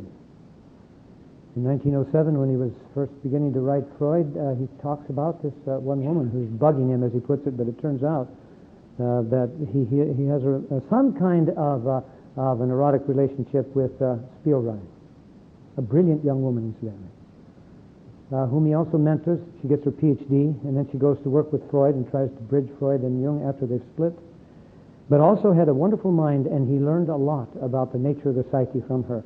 And then following that, in the late, he breaks, the last letter we know of is 1918, a letter to Spielrein. She dies, incidentally, finally in Russia under the Nazis, Jewish young woman. And then in the late in the late second decade of this century, Toni Wolff comes into his life. And she's also emotionally involved, and Jung with her. Now again, did they sleep with one another? Oh, only God knows. Somehow, a Clinton-type relationship apparently was worked out there, with each of these wives functioning as Hera-type women. A Hera-type woman is a woman who never gives up her man and will kill these other women if she has to, but never abandons her man. That seems to be the state of mind of Hillary, and it certainly was the way Jung's wife Emma functioned. But again, that's somewhat murky, this thing. But I think there's a pretty good sign that Jung was working through some unfinished business, and if anything, this blind Salome would indicate that. Don't you think? Does that make any sense? The language of the soul is very precise. It's symbolic, but very precise. Now, here is the inferior function. This is the thinking rational. Remember now that the judging spectrum is rational and the perceptive function is irrational. And guess the symbol that he has here for the inferior function. The snake. The snake. So it's not an accident that the snake is, that Eros is called the snake, or the great serpent. And that she has to also confront that reality. She's very frightened now. But she confronts. She does not run away. That's why she is given, a light and some blades. Now, both the light and the blade are both symbols of thinking. Both of them. Thinking has the light is the most focused of all of our senses and most closely symbolizes the thinking function. And then the blade, of course, cuts. Thinking has a way of cutting through. Logic is very sharp. All right, any questions about that? Even the sister's envy represents an aggressive energy, and extroversion, along with thinking, both have that quality of aggressiveness. Yeah? Why is the dominant function rational, not irrational? Well, because this is his dominant function, period. That's what he perceived finally, that this is what dominates his life, introverted intuition. You see, the fact that it's irrational, irrational for Jung doesn't mean stupid or insane or anything like that. What it means is that by virtue of being in this perceptive place, one is assimilating infinite impressions. But even we know now that the brain, however, even has filters. In order to cut down on the vast amount of intake that we're capable of receiving, both from the intuitive side, which means perception from the unconscious, and from the sensate side, which means perception from the five outer senses. We have a natural physical filter, and so what we need psychologically is the filter of rationality. This is more objective, this is more subjective in a certain sense. But the big thing is not subjective, the P is like a great waterfall, like an enormous input of impressions. And we'll see that when in the third test the J and P is faced. So Psyche has had to face her family in and through the sisters. Now she has to face her lover. And the possibility that he has this dangerous aspect. This is the meaning of this metaphor. And therefore she casts a light on him, but then she truly sees him now. She sees through the snake into his essential self and sees even more his beauty. But then he is burned by a bit of the oil lamp that falls on his shoulder. That's another cutting, thinking aspect that she is developing. And then off he goes. Okay, they have to separate. They split. And it's very, very important that they split, so that she realizes more and more of her identity, because she was in a profoundly fused, dependent place in the castle. Even though it was a tremendously important place of discovery, she was still too dependent. She needed that separation, and thinking also represents separation, cutting through. Remember in the great moment of the movie Excalibur? How many of you have seen that? That's another great movie. It's one of the best movies on the Arthurian legends. Who falls in love in that movie? A great story. Lancelot and Guinevere. And in the movie, finally, the two lovers are just desperate for one another, so they end up out in the forest. And Arthur knows what is happening. He loves them both, but he's also enraged. And he finds them in a naked embrace, and he takes Excalibur, and what does he do with it? He plunges it down, but where does it end up? Between them. And they are separated for good. Their fused relationship is broken. Okay. Now, Eros, incidentally, strives with even eloquence to keep her in this safe place. Pity yourself, he says. This is page 19. Pity yourself in me. Keep holy silence and save your house, your husband, yourself, and our young babe from the doom of ruin that lowers over them. Now that's you see, seeing the manifest dream, the manifest story that somehow these women are dangerous, that they're part of the individuation process that even he deep down knows, or certainly Aphrodite knows. This is the outer Eros speaking. This is the manifest role he plays. Okay. So let's move to, and we're not going to spend any time on the journey itself, except that on her journey, what does she do with the sisters? Well, she says to each one of them, you know, Eros is waiting for you in the castle. Why don't you go up that cliff and throw yourself off? And the west wind will take you down, and down they go, smashed to bits on the rocks below. Each one of them in turn. And so she works a dastardly deed. But what does this mean metaphorically? How many of you have killed your parents in a dream, or in your imagination, or your sibs? There are powerful dreams where people have killed father, killed mother, killed them both. That's the meaning, you see, of this metaphor.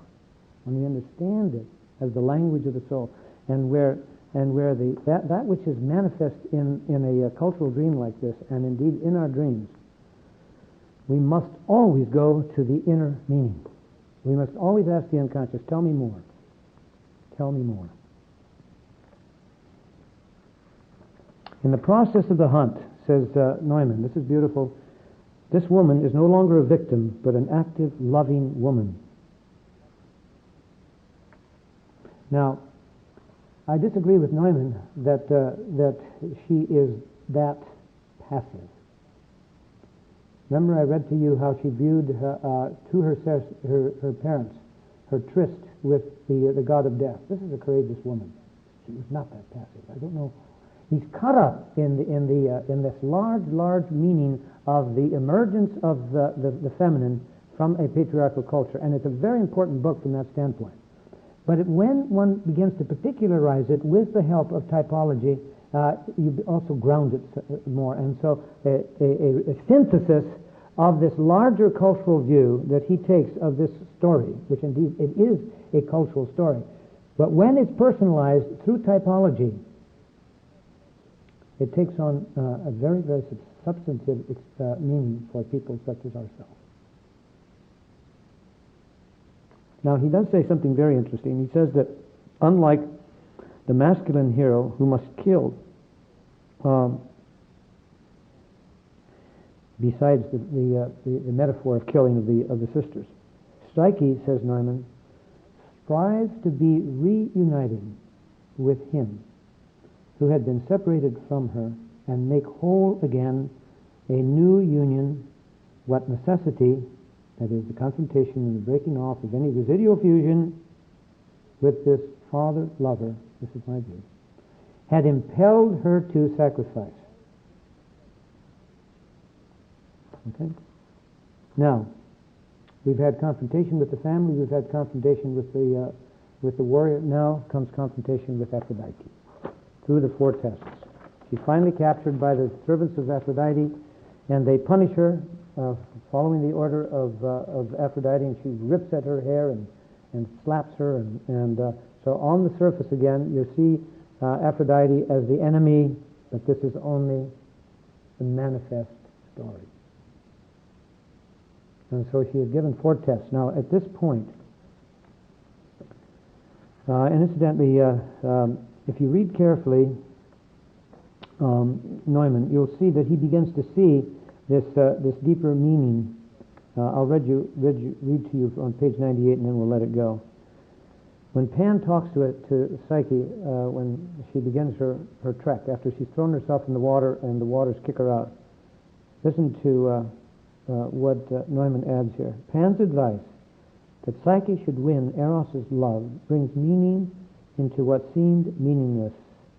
It is through these words of the old sage, Pan that is, that Aphrodite's labors become Psyche's acts. It is because Pan has opened Psyche's eyes to the meaning hidden in Aphrodite's seemingly arbitrary labors that the events take on a direction, namely a direction toward Eros, and that Psyche's course from labor to labor becomes a way. That's beautiful. Page 98. All right, now, what I need to do at this point, because we must make certain that we understand the inner dynamic of the 16 types. And of course, we'll just focus on the INFP. In order to see that these 4 tests are perfectly in line with this structure and dynamic. All right, here is the INFP. Where do we begin to understand the dynamic of this combination? Does anybody know? No, it always begins with the P or the J. Now, what are we talking about here? Why did they include P and J and create 16 types instead of 8? Well, that was secondary. Here's what the first thing that happened. This is Mary Macaulay now talking and describing what she knows of the evolving of consciousness in this research. And that is that slowly but surely they begin to realize that some people,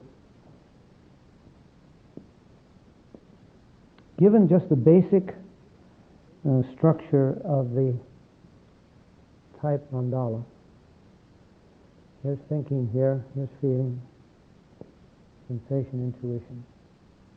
What they begin to find out is that some people selected answers that emphasized this whole spectrum over this spectrum. See that? So they began to call this the P behavior, and they began to call this the J behavior.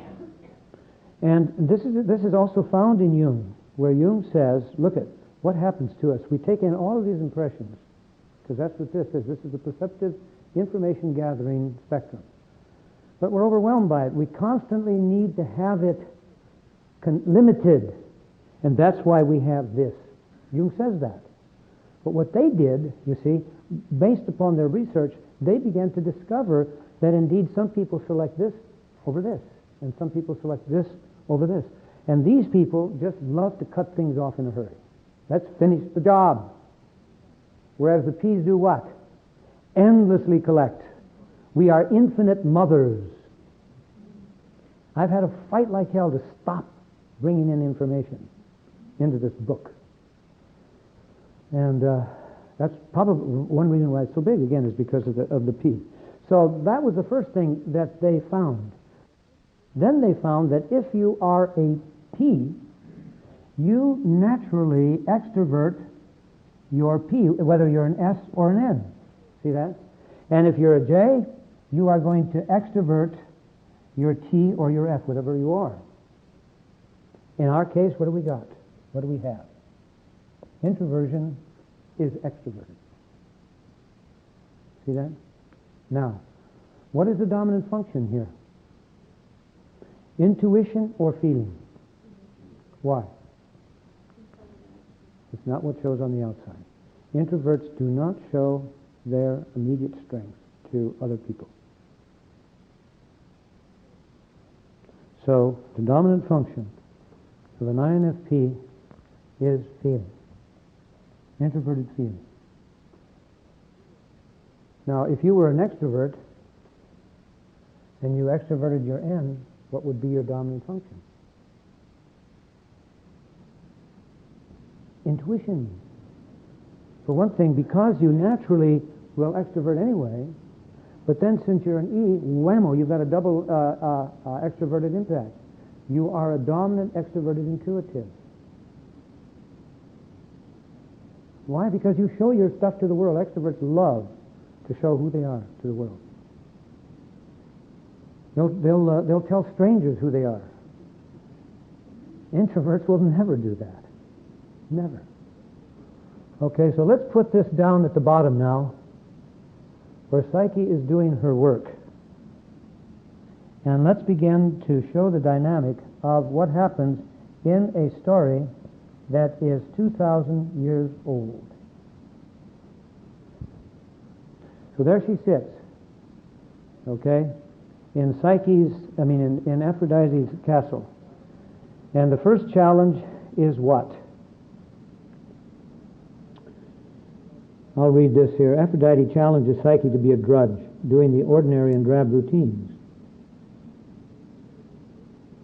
Those of you who understand what it is to be intuitive certainly understand this challenge. We can see how moving from intuition to sensing is already indicated in this ordinary task. So the goddess gives her the seeds, all jumbled and confused in a heap. That's intuition. And orders her to sort that disordered heap of seeds by nightfall. And the ants come, what is called in the story the nimble nurslings of earth, the mother of all. And they have pity on poor Psyche and they do the job for her. And when Aphrodite comes along and sees that the job has been done, what does she say? Somebody help her. And who was that cursed person? Her son, Eros. Eros is the ant, the doer. Okay? Never the player, just the worker. Just the worker. So, you see, given the fact that in the dynamic of the Myers-Briggs, what is necessarily going to emerge into the extroverted world is going to be intuition. See how fitting this first test is. See that? Therefore, the first test is one in which you, given your strength as an N, within that context, you also develop your sensation. And you do it with the help of these primordial aspects within your own unconscious. The primordial worker.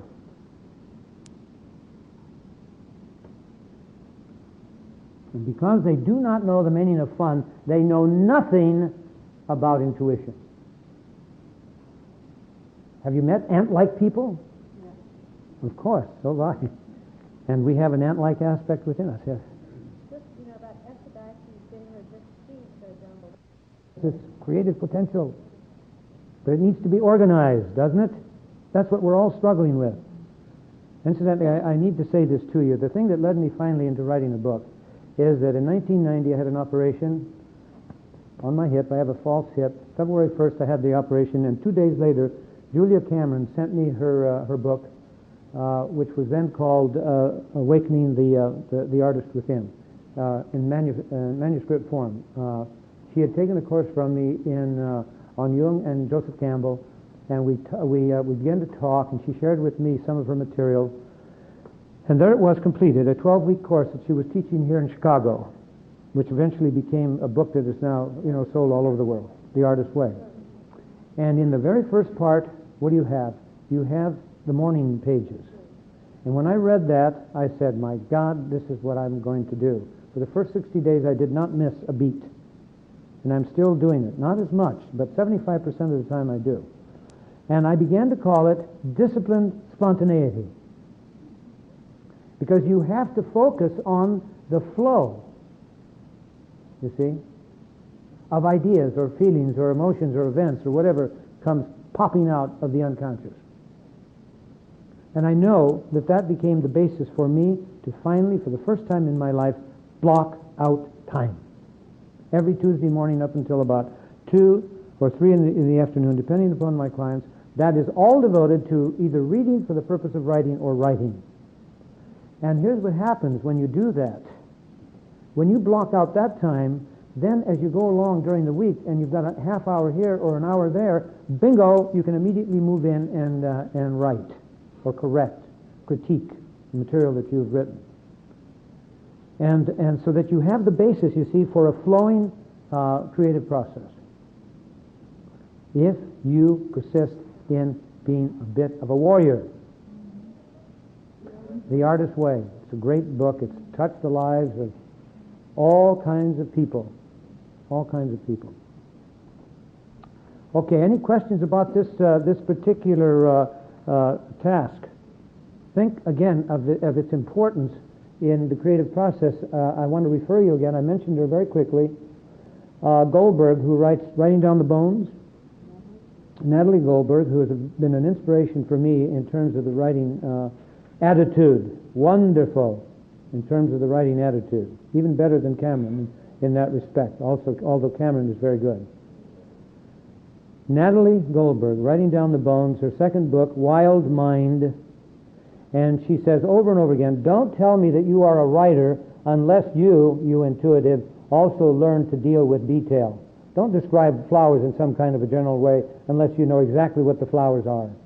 Otherwise, what have you got? You've got a bunch of big ideas with no substance. There's that configuration again where you bring in all of your dots. And in that context of creativity, you talk about specific things and you name them. And if you don't know them, you better learn them. She talks about the Holocaust Museum in Jerusalem, where not only have they named on the walls every one of the 6+ million people who were killed, but where they've collected all kinds of specific personal items. Because they want these people to be experienced as human beings. And the Vietnam Memorial, for me, is one of the greatest cultural achievements in our history. We now have a wailing wall. Absolutely is right. I'm just so thrilled that happened, because what was proposed? Another one of these damn heroic symbols, that puts them out in the universe someplace. Yeah, phallic symbol and idealized and in space someplace. Yes. Did you hear that? Wonderful. Anne Frank, where is it? Where is it in Amsterdam? Mm-hmm.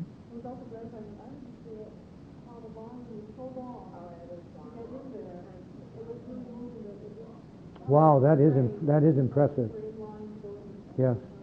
Apparently, the Holocaust Museum in Washington D.C. is beautiful to see. Also, wonderful to see. Okay, enough of that. Second test. How many of you have had dreams about bugs, incidentally? Yeah. They're wonderful, They really get you grounded. Starting with the birds and the bees, getting into your body, getting into your sensuality. This one guy who lived way up in space someplace, married, had 4 girls, and divorced. He couldn't connect with any one of them. Had a dream. He had 2 dreams, one in which he's going after this woman he's presumably in love with, that she finally says goodbye to him because after 4 years he would never make a commitment. This is after he was divorced. He's going across a great bridge, and lickety-split, she's on the other side. And all of a sudden, no bridge. And down he comes, and alongside of him sits Mother. And they come crashing to the ground. So what does the dream say? Do your work with Mother, because you have screwed up your marriage and your relationship with your 4 daughters and this relationship with this woman you've gone with for 4 years. Come up slowly on the other side. Enough of this, this fast stuff up there on that high place. You're going to have to go down in the valley, down there where the water is, down where the muck is, down where Mother is, and do your work.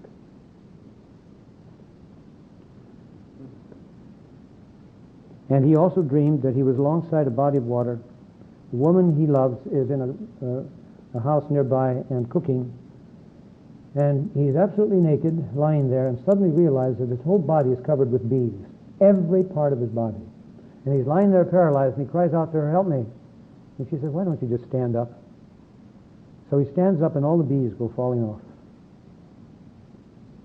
Mother possessed. Why?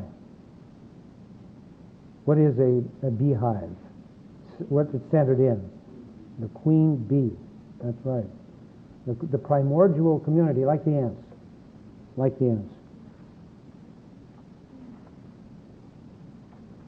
This one woman received help from ants all day.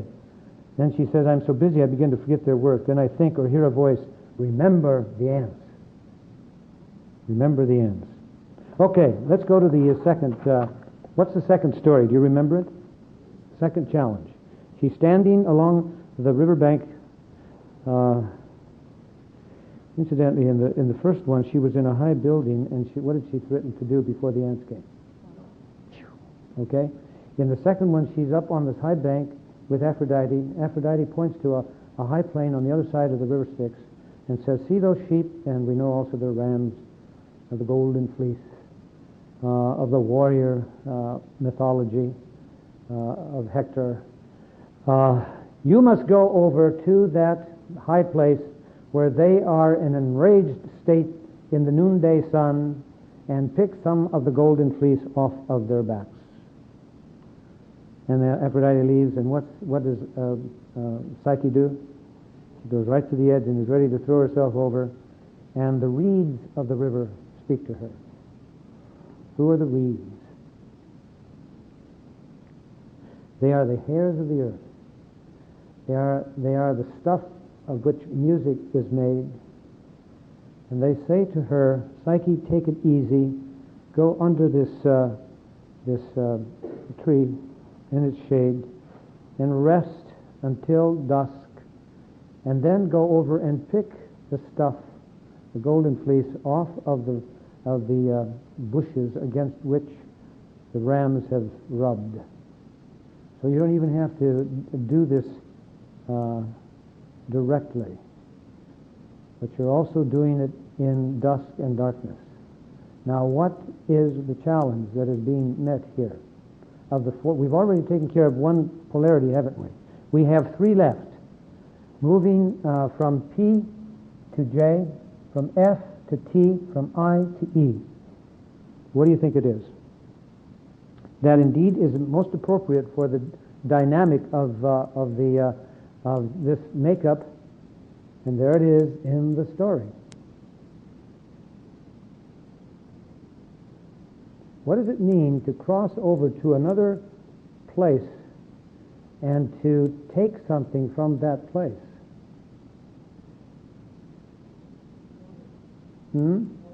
It's warrior, yeah, but what type are we talking about? Somebody said E, real quiet like.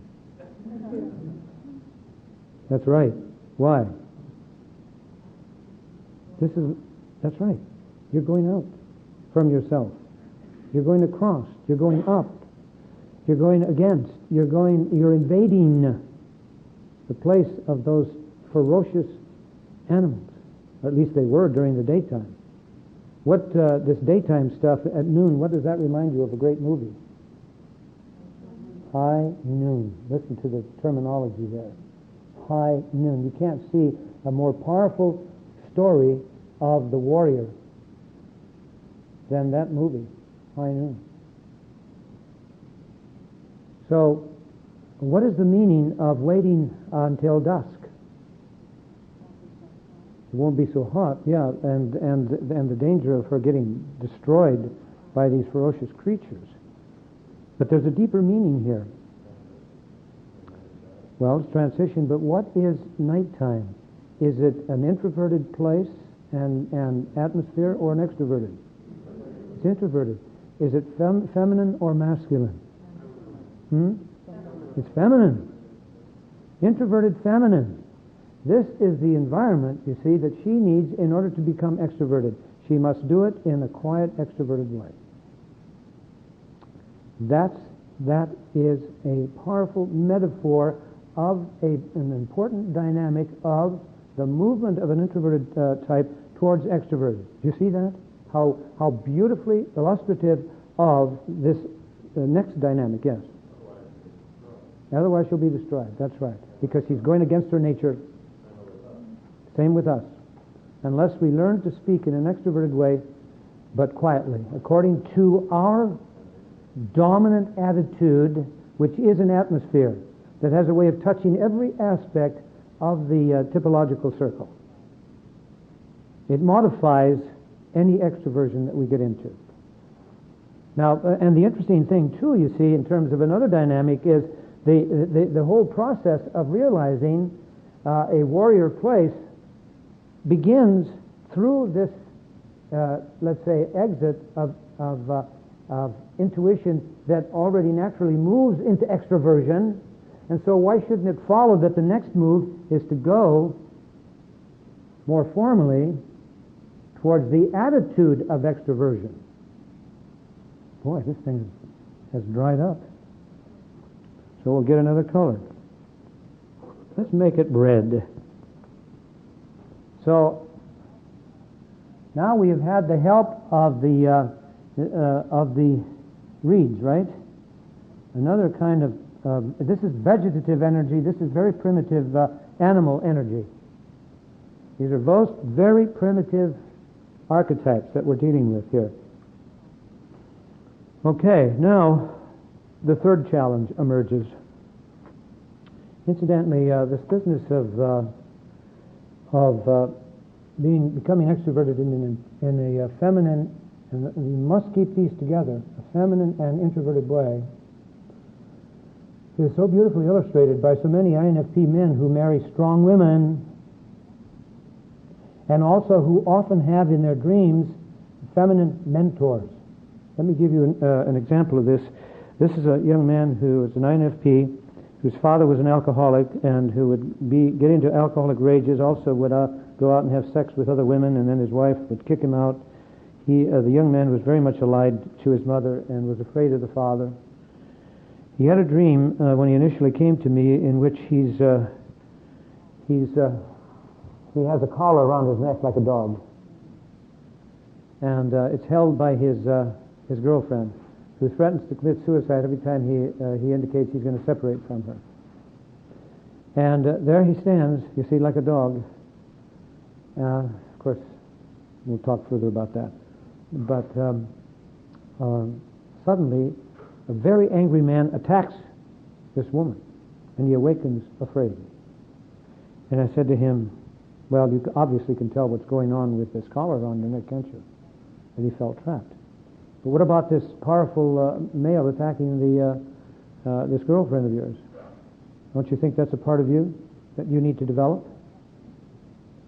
I'll have nothing to do with that. Nothing to do with that. Now, you see, he understood anger only as a destructive behavior. Anger is the emotion of initiative. That is its primary reality. And therefore, you extrovert with it. You impact others. Anger is the emotion of initiative, of assertiveness. And when it is honored by parents in their children, where they are experimenting with life, let me do it. And where you have to protect the room up to a certain point, but you also need to let them explore within a safe context. To the extent that you do that, then you're not going to have angry young human beings. That is, angry in the destructive sense. You're going to have people who are capable of being angry in the sense that they can impact others. But it happens, and you do it in a quiet way. Now, here's a beautiful dream that illustrates the same process. Here's a young man who's an expert in the harp. He repairs harps. He has played in major orchestras. He's been a soloist in major orchestras. He struggles. He's an INFP. Struggles with anything that has to do with aggressiveness, assertiveness. He has a dream in which he sees coming from the left a series of barges on which, on every barge, there is a harpist playing. And on one of them, he's very much attracted to it because the harpist is dressed in the uniform of a rock star. In other words, there's that intimation of some outer energy. And the interesting thing is that he's playing this harp, this person, with a drum stick. Instead of plucking, he's playing with it with a drumstick. And that's the dream. Now here's a man who's trying to develop his assertiveness. And I asked him, what is the meaning of the harp in relationship to the drum in an orchestra? And I said to him, which one is more extroverted and feminine, and masculine, and which one is more introverted and feminine? And of course, he immediately said, well, my harp is a very gentle, feminine instrument. And he feels that it is introverted. But you see, the drum is what? A metaphor of assertive, warrior, there somebody said it, energy. And it's very impactful. But so you have here, you see, you have the masculine assertiveness being demonstrated, but how? Through the sound of the feminine introverted harp. See that? It's the same dynamic as the second test that Psyche faces. But the metaphors are different, but the dynamic is exactly the same. Whoa! You realize we only have 10 minutes? All right. The third, what's the third one? Remember, those of you who've read it, she's told that the great waterfall is now the river Styx. You know, the river Styx is all over this place. We saw it in one, where she had to, in two, where she had to cross to get to the Rams. And now we have the river Styx coming up from the depth, because it's also underground, and it goes up through some great crevices up to a great crag, a great hill, and becomes a fountain coming out of the earth and then flows into a great waterfall.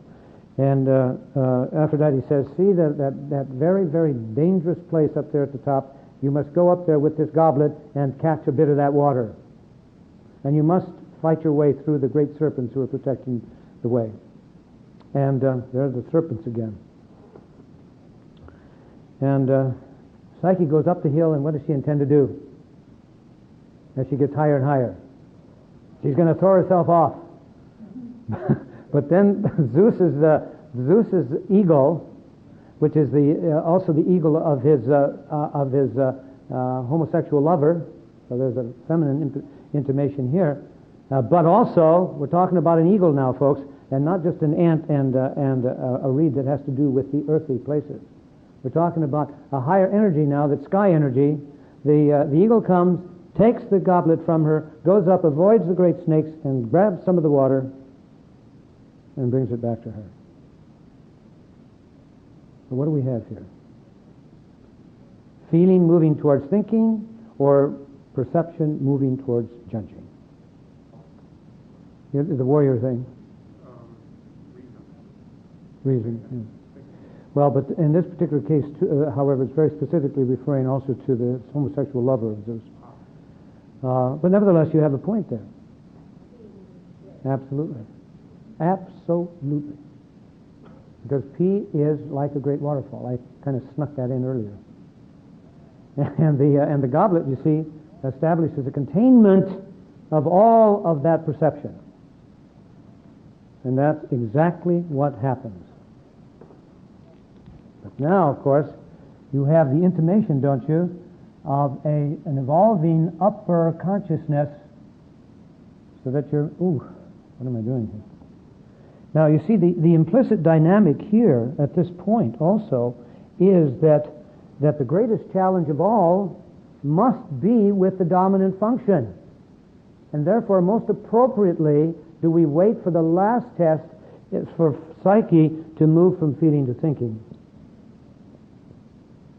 And we have now the ego and the intimation that we're moving, even in terms of height, to an ESTJ place.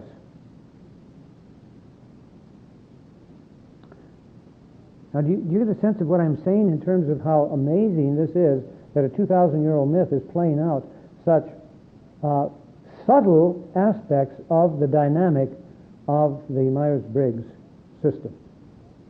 So that we're left with the last one, number 4, the greatest of all. And now she is told by Aphrodite, you know, I've been wounded by taking care of that son whom you have so seriously wounded. And I need some beauty ointment from Persephone down there in that deep, deep place.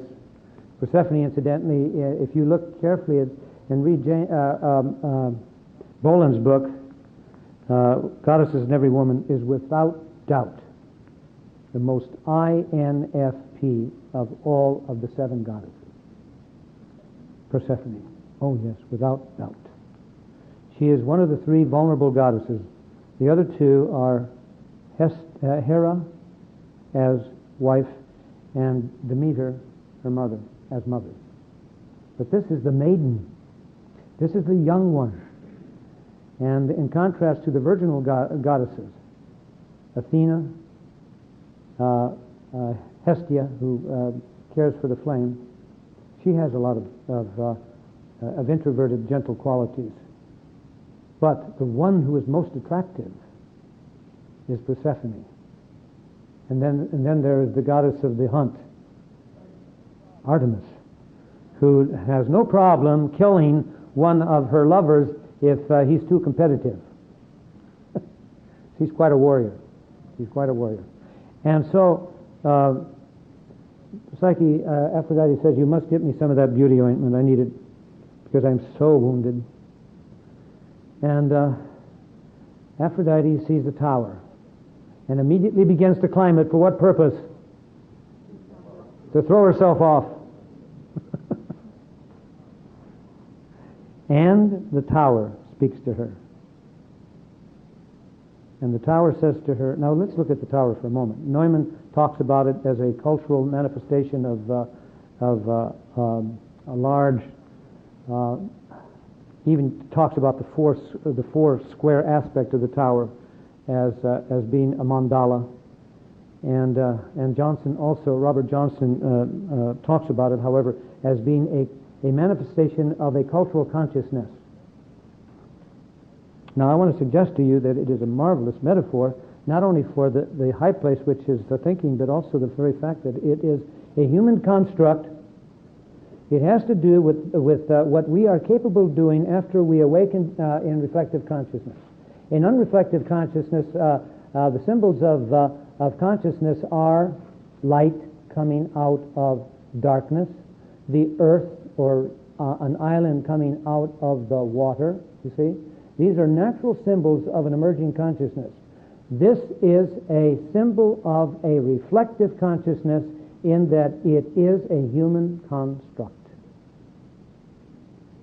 For the first time now, we realize that Psyche is developing a strong consciousness. The ego intimates that to some extent, and now we have this wonderful human construct. And it speaks to her and says, Psyche, take it easy. I have 3 admonitions, 3 ways in which you can realize this mission. Number 1, Here are coins. Carry it in your mouth because you have something you're going to carry in your hand. You will need these in order to cross the river Styx down there in that deep, deep place. So here we are crossing the river again, these transitions. And, of course, this is symbolic of how we need to function practically in the world. Do we need coins? You're darn right we do. Symbols of communication, of power. Symbols of power. That's number one. Number two, you need these cakes in order to feed the three-headed dog, who is very vicious and is protecting the entrance to Hades, both going in and going out. You need one to feed in, one to feed out. And then thirdly, this is most important, you must not meet the entreaties of anyone, even if they come to you from the dead.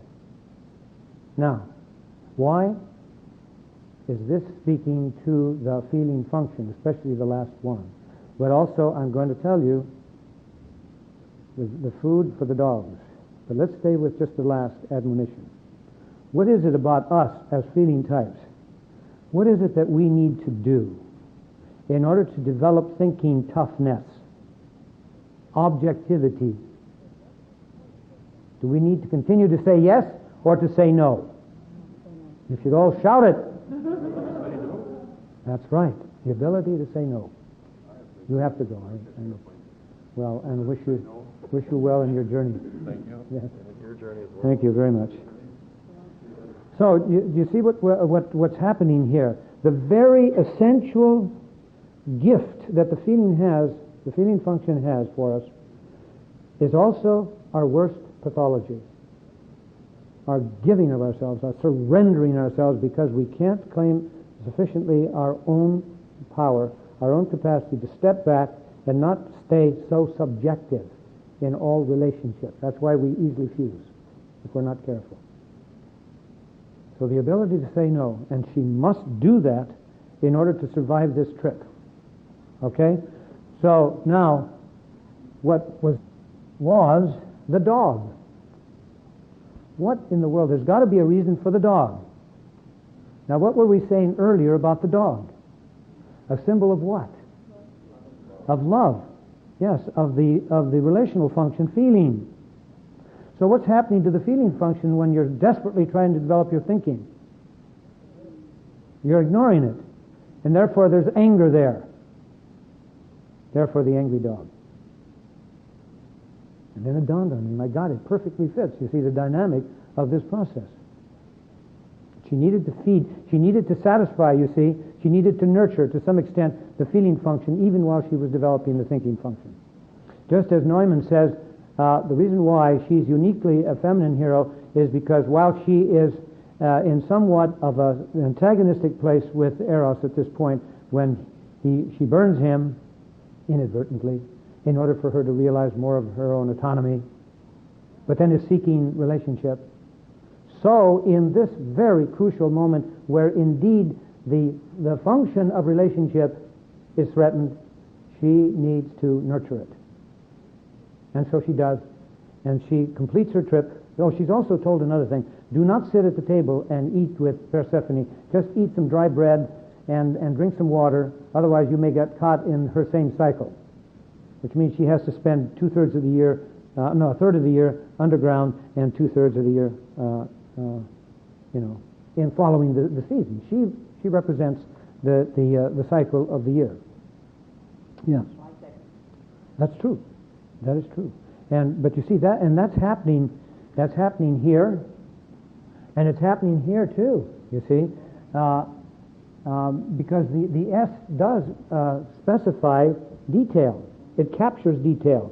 And of course so does thinking, as we pointed out. It takes the flow of concepts and names them.